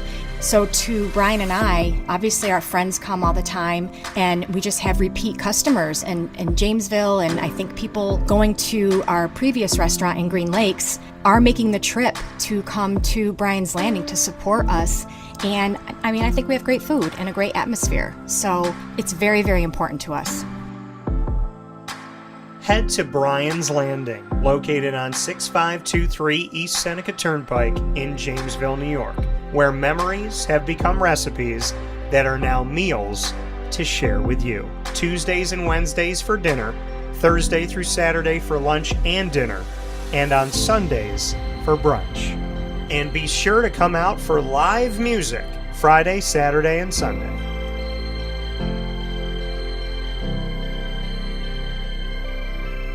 Here is a special message from Brian Bruno, owner of Servomation Refreshments Incorporated. I grew up in the family business, had the experience of working for a national food service company with thousands of employees, and as much as I enjoyed the experience I had, there was something about, owning my own company and being able to change the things I saw wrong with the industry firsthand, which is why I moved back to my hometown in Canastota, New York to launch Servomation. It was back in 2007. We When we first started the business in '07, really you didn't find any machines with credit card readers. There was a lack of variety in machines. You got stuck with basically whatever the vending company wanted to sell that day. There's a lot of inefficiencies in the business, and those were all things that we saw as opportunities, both from a customer level to improve and from an operating level to be more efficient. We've really been at the forefront of introducing retail technology into our space. We were doing self-checkout back in 2009 before it really became a national phenomenon. The whole point of it isn't to just improve the customer experience. It's to make it feel more like a retail environment where people don't have to be afraid of what they're buying behind glass. They don't have to be afraid of not being able to see the ingredients of the packages. It was an easy transaction from that standpoint. If we were to reinvent something, we wanted to make sure what we were making looked and felt more like a deli and not like something that you would traditionally see in a vending machine. I was tired of hearing for years the customers say the wheel of death because the vending machine would circle around with the same tuna salad in it. What we wanted to do was it really changed the perception of that food. So allowing customers to touch it, allowing customers to feel the weight of it, allow customers to see the freshness of it, and also the variety of it really helps them change the perception and ultimately the value of what we bring to them. The point of differentiation you have to make is either in value or the quality. And I think on both of those fronts, Servamation has really, in large part, changed that value system for employees. So they no longer have to worry about bringing their food from home or having to leave their desk during the day and rush out to get back in time for their break to end. We're bringing something that they can count on in their break room every day, and they know it's going to be there, they know it's going to be fresh, and they don't have to worry about it being sold out or something that they don't enjoy. We've also heavily invested in flavored water machines, so you can get a glass of water with a fresh piece of fruit in it, along with bean to cup coffee machines. So there's not a day that goes by we're not surprised when we get customers that call us and say, we didn't know you could do all this. We're really lucky to have a strong group of dedicated employees. Most of our employees have been with us since inception. They're family to us, and people like doing business with people they like and trust. And I think the same thing goes for employees. In a day and an age where there's a lot of corporations that just look at an employee as a number and don't get to know them, that's just not the way I was raised or how I like to do business. So we're a little old-fashioned. We like getting close to our employees. We like knowing how we can help them. We like knowing how we can improve their lives, adjust their schedules, whatever it may be to help improve their quality of life. And we think in the end that makes for a happier employee. We're fortunate enough to have really grown over the last several years, and from Pennsylvania to Massachusetts to Connecticut, we really do have a strong connection, even though we're not in the rooms every day with these employees. There's not one single employee that we feel like we don't know, and certainly we know they can call us at any time, and they're definitely treated as family to us. I wake up every single day really excited to surprise our customers in a good way. The one thing I can tell you is I think that every one of our employees and every one of our customers will continue to be at the forefront of every decision we make. Find out how Servomation can help you and your business by going to servomation.com. And a welcome back here to Wake Up Call with Dan Tortora, where sports truly meets that thing called life. And I appreciate, like I said, being here with you as always, every Monday through Friday from 9 a.m. to 11 a.m. Eastern Time. Loved our conversation there with Mr. Airon Servais and Josh Gideon before that, and having deeper conversations beyond that in the annoying moment of the week, as well as in lead. And I just want people to know, we really have to stop. We got to stop being so divisive. I mean, really, that's clear here. It's so clear. There's an attack on God going on in this country, and I feel like a lot of what happens in this country is, don't look at that fire that's going on over here. Focus on this. Let me get your mind off of that and put your mind on something else. And we really have to focus as human beings, and we got to start loving each other. We got to start giving each other an opportunity, right? In my life, you have the opportunity for me to trust you until you lose it, right? And when I walk into a situation in business, in romance, in friendship, where you have the opportunity to have my time, right? Have my time and energy to share with you. And what you do and say either gains more or it loses it. And I think we need to be open to that. We need to be open to, if I wasn't open to people that were different than me, I wouldn't have some of my closest friends in the world.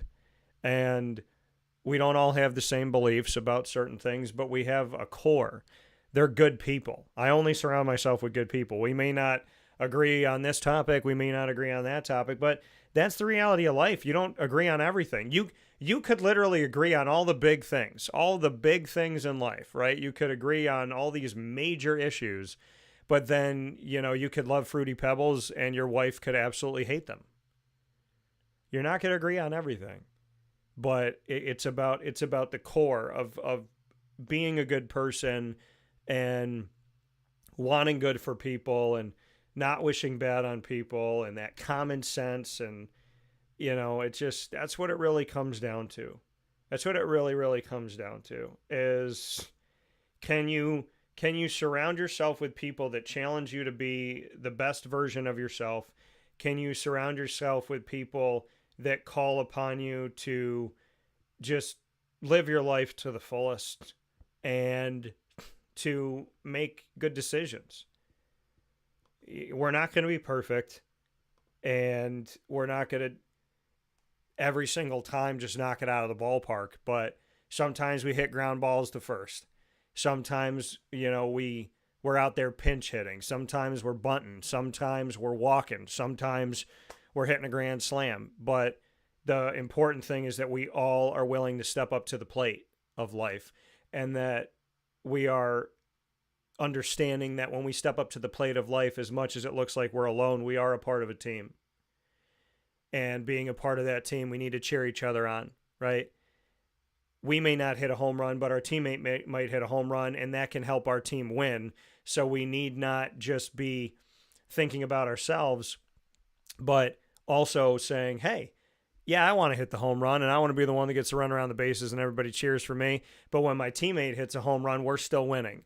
When somebody that's working with me goes out there and does good, and that's the thing. I mean, if we thought that way, then it wouldn't just be about Democrat, Republican. If we thought that way, it wouldn't be about this, that, and the third, And I really feel like here in 2024, the people that want racism are people that want control.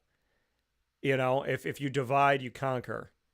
I think it is idiotic with all the information that's out there today to think that someone that's a different color than you is somehow different than you, less than you, better than you.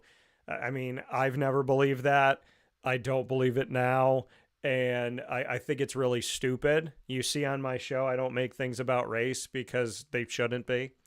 And, unless I'm talking about equality, it's just really dumb to talk about things being about that. It doesn't matter what you look like. It doesn't matter how much money you have. It doesn't matter where you came from. Jesus wasn't rich. And, Jesus is out there in the Middle East and he's not rich.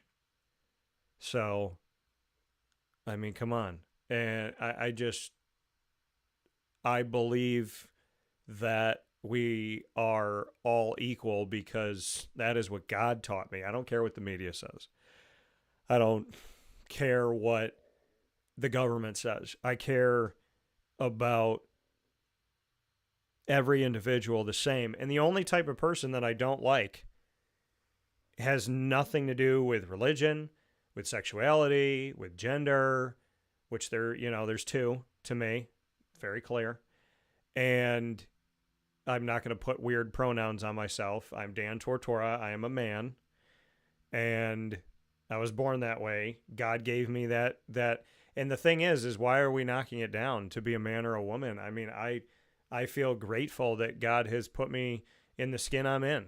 And, there's people that have fought their whole lives to be comfortable in the skin they're in. So to make me feel weird about the skin I'm in. And that's the thing too, is you live your life the way you live your life. I live my life the way I live my life. You have no right to tell me that I have to adhere to you, because I've never asked anybody to adhere to me. I've never done that. I've never tried to force somebody to believe in God. I've never tried to force somebody to think the way I think. I'm Italian and Hispanic. I've never forced people to appreciate that over something else. I have no right.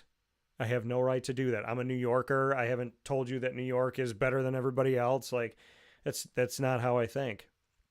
The way that I feel about life is that I think we all go through a journey of self-love. And when you get there, you will have an onslaught of the devil trying to stop you. And if you feel like you're being attacked, if you feel like you can't speak, that's the thing about America today. There are people that want to be able to speak freely, but then they don't want you to speak freely because they don't agree with you. And there's this hypocrisy, which I think is the 8th deadly sin. They say there's 7 deadly sins. I think the 8th one is hypocrisy. Hypocrisy is so rampant in culture today where people say, you can't tell me what to believe in, but I can tell you what to believe in. I don't have to agree with you, but you have to agree with me. I can tell you that you're weird and I can wish bad upon you and I can spread hate speech about you, but you have to love me. It's amazing how the people that want to be understood and want to be loved and want to be appreciated, some of those people are not loving, they're not understanding, they're not appreciating. You cannot ask for what you do not give. If you come to me and tell me you have to accept me, but I don't accept you, I'm going to try to change you, but you can't change me. I'm going to be who I am. Don't ever ask me to change, but I want you to change. You cannot succeed in life asking for what you do not give. It's never going to work. Because in any relationship, relationships fail when one person says, I'm going to stand in quicksand and I'm willing to slowly bury myself because I will never move, but I expect you to move. I do not live in a society where someone can scream at me and yell at me and it's going to change my mind. I don't live in a society where somebody can cry at me and it's going to change my mind. I'm going to believe in what I'm going to believe in, and you're going to believe in what you want to believe in. The difference between me and some of the people out there is that I'm willing to listen. I'm willing to listen. And, you know, to kind of flip the script on the world we live in today, I dated a girl who told me at the time that we were dating that she was agnostic. And I had no idea what that meant. I had no idea. And I had to look it up. And I still, to this day, I think I know what it means, but I'm going to look it up just so I have the definition in front of me right now. It says, a person who believes that nothing is known or can be known of the existence or nature of God or of anything beyond material phenomenon, a person who claims neither faith nor disbelief in God. So they don't not believe in God, but they don't believe in God. They believe, see, the way it was taught to me is she said, I believe in something, I just don't know what it is. An agnostic is someone who doesn't believe it's possible to know for sure that God exists, is what I'm reading right now. So I disagree, but I dated this girl, right? I dated her and I tried to give her a chance. I was attracted to her. I wanted to spend time with her. And I went into the relationship believing in the God. She went into the relationship being agnostic. Well, we break up and years go by. It was a very confusing few weeks of a relationship and it didn't really make sense to me. And all this time goes, I shouldn't say a few weeks go by, a few years went by. And her and I talked on social media and we met for lunch down in Florida. And she said to me, and I'm going to paraphrase here because I don't remember her exact words, but she can tell me if I'm wrong in this. I remember her sitting across from me and she said to me, you know, I want you to know I believe in God. And I want you to know that every time you spoke with me about it and you thought I wasn't listening, I heard you. And I think she said, but I wasn't ready. I think she said I wasn't ready to listen. And she's like, but just so you know, I believe in God. And like, I want to thank you for telling me what you told me back then. So when you believe that, when you believe in what you believe in and you share those things and you think that nobody's listening and that hearts and minds cannot be open to things, she was the last person in the world that I thought was going to believe in God. And years after we dated, she told me that she does in fact believe in God. She goes to church and she's no longer agnostic. And I didn't force it upon her and I didn't push it upon her and I didn't try to make her believe in anything. I talked about God because it's every part of my life to talk about God. God is a part of everything that I do. I'm not going to let you make me feel uncomfortable when you say, how did you start your business? And my answer is me and God in the trenches molded the air in front of us into something tangible. That is my answer. It has been my answer from the moment that I started my business. It's going to continue to be my answer. And I can feel it in my stomach where people are like, maybe don't understand what I'm talking about. That as soon as I say God, I know now as a single man in society that if I tell a woman, certain women that I've gone on dates with, if I say to them, God helped me start my business, I know that that's probably the only date that we're ever going to have. But I'm willing to lose that person to keep God. And I think more of us have to be in that state of being willing to lose what is not meant to be ours in order to have God. You don't, people are like, well, maybe I got to lie, maybe I got to, beg, cheat, borrow, and steal in order to find a man or a woman in my life. You don't. If you have to stop being you in order to get someone, you're going to have to not be yourself for the rest of your life. Are you willing to give up yourself to gain somebody else? And some people sadly would probably say, yes, Dan, I am. And I pray for those people, because there's nothing in life that you can gain by losing yourself that is truly worth gaining. And like I said, I have different beliefs than other people have. I don't scream my beliefs at you. I don't cry my beliefs at you. I don't threaten my beliefs on you. And I've never been that way. I think the society we live in today is a shell of what I hoped that it would be. It is a very stark contrast of the world that I thought that I was living in as a kid. And maybe this was going on the whole time. Maybe social media made it worse. Maybe social media exposed what was there the whole time. I'm not sure. I don't know. But what I do know about life is I cannot be afraid to speak my truth, especially in front of people that are trying to scare me into believing what they believe in while telling me that I'm not allowed to tell them what to believe in. So I will fight against hypocrisy. I have always been the opposite of hypocrisy. I have always been standing on the other side of do as I say, not as I do. And I'm never gonna keep my mouth shut about that. I think that it is awful that believers in God more and more in society feel scared, feel like they have to be quiet, feel like they're being run out of this country. Do not run. Do not leave. Do not stop talking about God. There was a story about Columbine of one of the girls in the school, and I believe she was in the cafeteria, and one of the gunmen went up to her, held a gun to her forehead, and said, "Do you believe in God?" And she said, "Yes." And he shot her in the head. And I believe that if she had said no when she, in fact, does believe in God, it would have been worse living the rest of her life knowing that she didn't get shot in the head, but she has now had to live every day a lie, right? And I've been there. I've been there where I dated a woman who said, choose me or God. It's either him or me. You have to pick. You can't have both.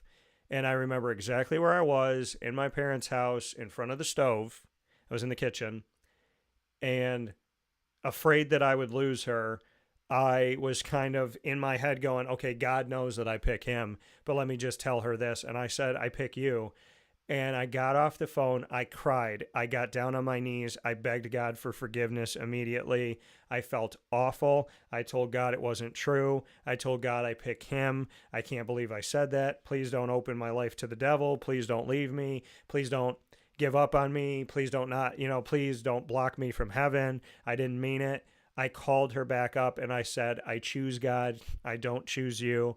I choose God over you. I would choose God over everything. I said it and I didn't mean it. And I was willing to lose her.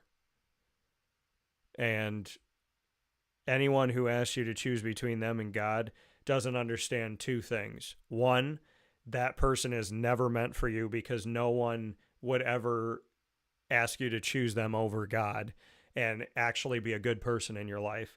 And two, she didn't understand that she asked a question that had a loophole. If I choose God, I choose her. If I choose her, I choose her. If I choose God, I choose them both because God created her.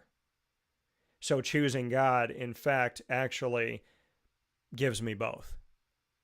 And so, do we make mistakes? Do we get caught up in moments? Yes, we are human. But in that moment, I asked God for forgiveness. I told the truth, and I righted my ship. And it's never too late to right your ship with God. It is never too late to choose God. I will never force it upon anybody. I can just tell you from my human experience that people that I have interacted with that do not believe in God, they say some horrendous things. They say some horrific things. They are okay wishing death upon people. They are okay wishing bad upon people. They are very hypocritical.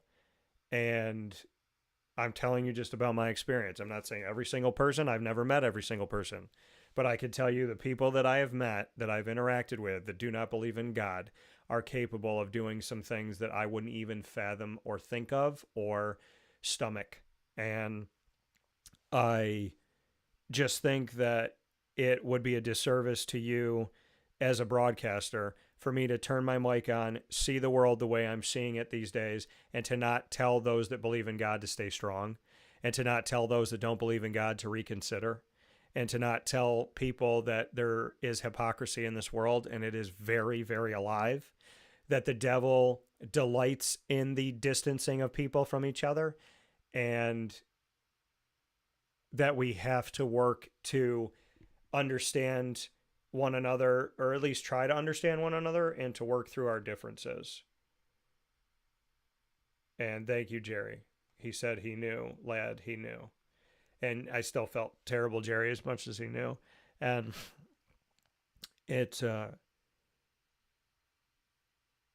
I can't tell you how much it meant to me to sit with my ex and have her tell me that she believes in God and that she heard what I said and that maybe I was a part of helping her open her mind and her heart. God bless me. God bless you all. And so I just hope that this morning, if you vehemently disagree with me, that you would know that I lead with love, and you would know that my belief in God is never going to be a detriment to you. It is never going to hurt you. I find it crazy that people are turned off by people that believe in God, because if people really truly believe in God and live that truth every single day, it only causes us to be good to people.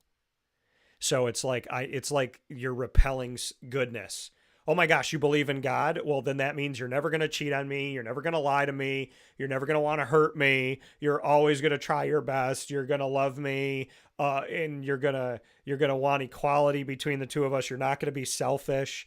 I mean, if someone really believes in God and lives that truth, to push that away is to push away someone who is going to literally treat you so much better than if they didn't.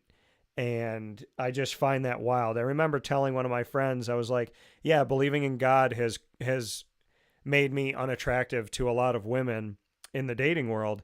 And he said to me, he's like, do they not understand that you loving God, like that everything they like about you goes back to God? Like you having the talents you have, you being open and honest and welcoming, you not being closed-minded, you being loving and caring and want justice, you having morals and values. Every single thing that a woman could love about you goes right back to God. It leads right back to your belief in God. So how can she like the qualities you have and not like your belief in God when they're one and the same? And I couldn't have said it better myself.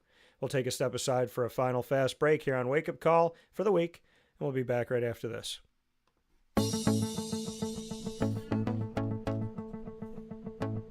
Avicoli's, located on the corner of Route 57 and Wetzel Road in Liverpool, New York, has been your trusted neighbor for decades. Located just steps from Liverpool High School, we're happy to have the Liverpool Warriors on-site, on-location broadcast at Avicoli's through Wake Up Call with Dan Tortora every single month, featuring student athletes, coaches, and administration throughout the year from Liverpool High School. Head out to Avicoli's today on the corner of Route 57 and Wetzel Road in Liverpool, New York, open Tuesday Tuesday through Sunday for lunch, dinner, and drinks. We'd love to see you out there. And of course, you can call them at 315-622-5100 for takeout, delivery, and catering. That's 315-622-5100. And also find them on myavocollis.com. That's myavocollis.com.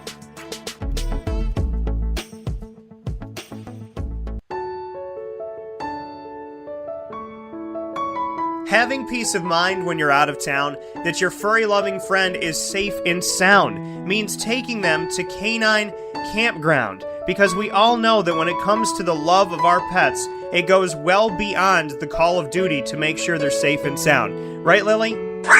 So take a ride to 242 Johnson Street in East Syracuse, New York, and see Canine Kampground and where your dog will be staying, in the classic cabin, the executive cabin, the grand cabin, or of course the luxury cabin, because if you know Lily, you know she loves luxury.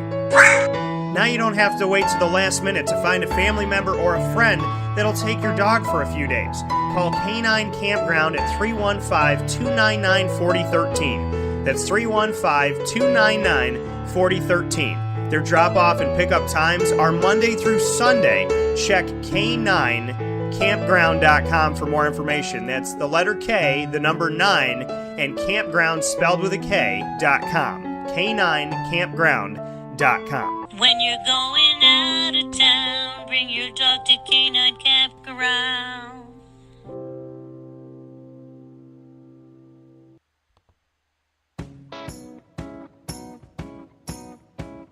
In these unique times, there are those in our community that give us a sense of normalcy and positivity. Pizza Man on 50 Oswego Street in Baldwinsville has been here for you for over 35 years and is here now. Call 315-638-1234 or order online at pizzamanbville.com to bring those familiar tastes into your home. And remember to come see our monthly on-site broadcasts centered around the community and our Baldwinsville Bees. Pizza Man in Baldwinsville. Any way you slice it, they are always here for you.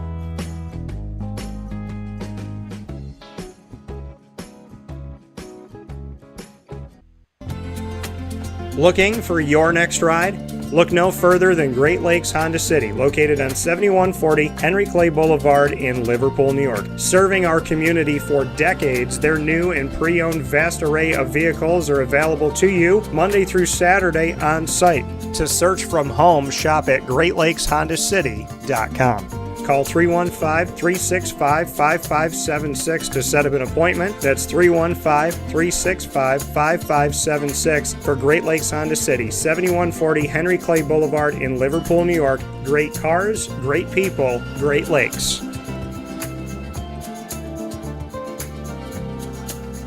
All right, you need to come out here and get yourself the Brooklyn Pickle. I was talking about this with one of my buddies. I was like, yo, there's no better sandwich in the state of New York than the Brooklyn Pickle. And now that I found out that they're going down to North Carolina, we are taking over your taste buds everywhere you are, wherever you're going to be. You need to get yourself out to the Brooklyn Pickle. Pinehurst, you just realized that you found yourself the best sandwich shop that you're ever going to have. This is a glorious moment. It's a blessing to your community. You're welcome. Brooklyn in the house, baby. Go over to the Brooklyn Pickle. You already know what it is. You heard the man. Head to Brooklyn Pickle Pinehurst on 1788 Old Morgantown Road in Southern Pines, North Carolina.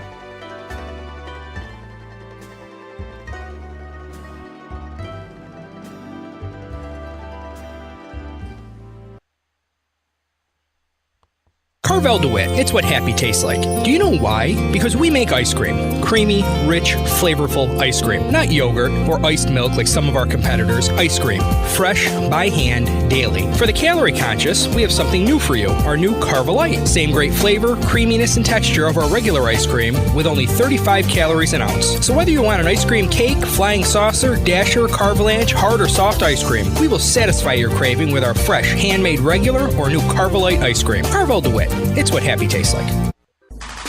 The Wildcat Sports Pub in Camillus, New York is located on 3680 Milton Avenue in the Home Depot Plaza. It is your family-friendly sports bar and restaurant. Folks, some sports bars aren't family-friendly. Some family-friendly restaurants are not sports bars. The Wildcat Sports Pub in Camillus, New York is proud to be both. It is that marriage that you've been looking for years. The Wildcat Sports Pub is your home base for your sports bar and restaurant needs, games for the kids, indoor and outdoor activities, and enough things on the menu to come back every single week and get to try something new. They're open Sundays from noon to 8 p.m., Monday through Wednesday, 11 a.m. to 11 p.m., and Thursday through Saturday from 11 a.m. to midnight. For reservations and party information, call 315-487-2222 for the Wildcat family-friendly sports pub and restaurant.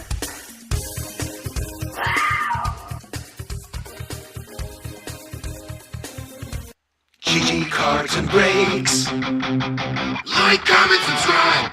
GG Cards and Breaks coming to you on 639 Delmar Place in Syracuse, New York is open Tuesday through Saturday for you, 10 a.m. to 6 p.m. And on Sundays from 10 to 5, you will find GG Cards and Breaks. And you will find so many great things. I was in there yesterday, and as you can see, I did a box break there, and I appreciate everybody who came, who watched it, and who was a part of the box break of our Topps Composite 2023 football. Topps is getting the NFL again. They're getting the rights to the NFL in the not-too-distant future. And I'm excited about everything that is to come with that. GG Cards and Breaks, man. You find so many cool things. They got 2024 score there, right? I've been trying to get my hands on some 2024 NFL product. They got one. They got one box left, unless it's gone from yesterday. Get yourself over to GG Cards and Breaks, because literally, if you go right now, there could be something that is there that's going to be gone in 7 minutes, right? You never know what's going to be gone. They have Disney Lorcana. That's the thrill of the chase, right? They have Disney Lorcana, Yu-Gi-Oh!, Pokemon, Magic the Gathering, basketball, baseball, football, hockey, soccer, all sport, AEW, UFC, something for everybody. Graded cards, single cards, numbered cards, rookie patch autos, aka the RPAs. They have just the relic cards of the pieces of the bat, which I think are so cool. And they have different autographs, rookie autographs, on-card autographs, one-of-ones. So you never know what you're going to find at GG Cards and Breaks. Head out there today, 639 Delmar Place, Syracuse, New York. It is such a cool thing. And like I said, it's the thrill of the chase. It's so much fun. So with that being stated, thank you for watching and listening to Wake Up Call with Dan Tortora, the annoying moment of the week, proudly presented by Carvel DeWitt. Lead, learn, evolve, ad-lib, and deliver, proudly presented by Chick-fil-A Cicero. Focusing on today's topic, common sense isn't uncommon. So let's stop pretending that it is. The top dog of the week, proudly presented by K9 Camp Dog Daycare and K9 Kampground Dog Boarding. Josh Gideon, our top dog of the week, the owner of GG Cards and Breaks, who is celebrating the fact that he pulled his first one-of-one out of a box, a pack, anything ever in his life, pulled out his first one-of-one, and it was a Will Levis rookie, which is huge. Awesome. Voltaic. So go and see it on our social media, because we posted a picture of it, courtesy of GG Cards and Breaks. And of course, big time thanks to Airon Servais, who we had a fantastic conversation that I think is only barely scratching the surface. And I could tell just from a few minutes of talking with him that I really think that there's something there. So we'll see, by the grace of God. Airon Servais, big time shout out, Syracuse Orange offensive line alum, speaking on so many different topics. I want to thank you for being with us on Wake Up Call every Monday through Friday from 9 a.m. to 11 a.m. Eastern Time on Facebook.com/WakeUpCallDT, on YouTube.com/WakeUpCallDT, on WakeUpCallDT.podbean.com. I cannot thank you enough for being a part of the show all around the world. And of course, you can get us on all of these wonderful channels. It is extremely hard to miss Wake Up Call with Dan Tortora, and that's what I love about this. You can find us on Amazon Music, Audible, iHeartRadio, iTunes, and Apple Podcasts.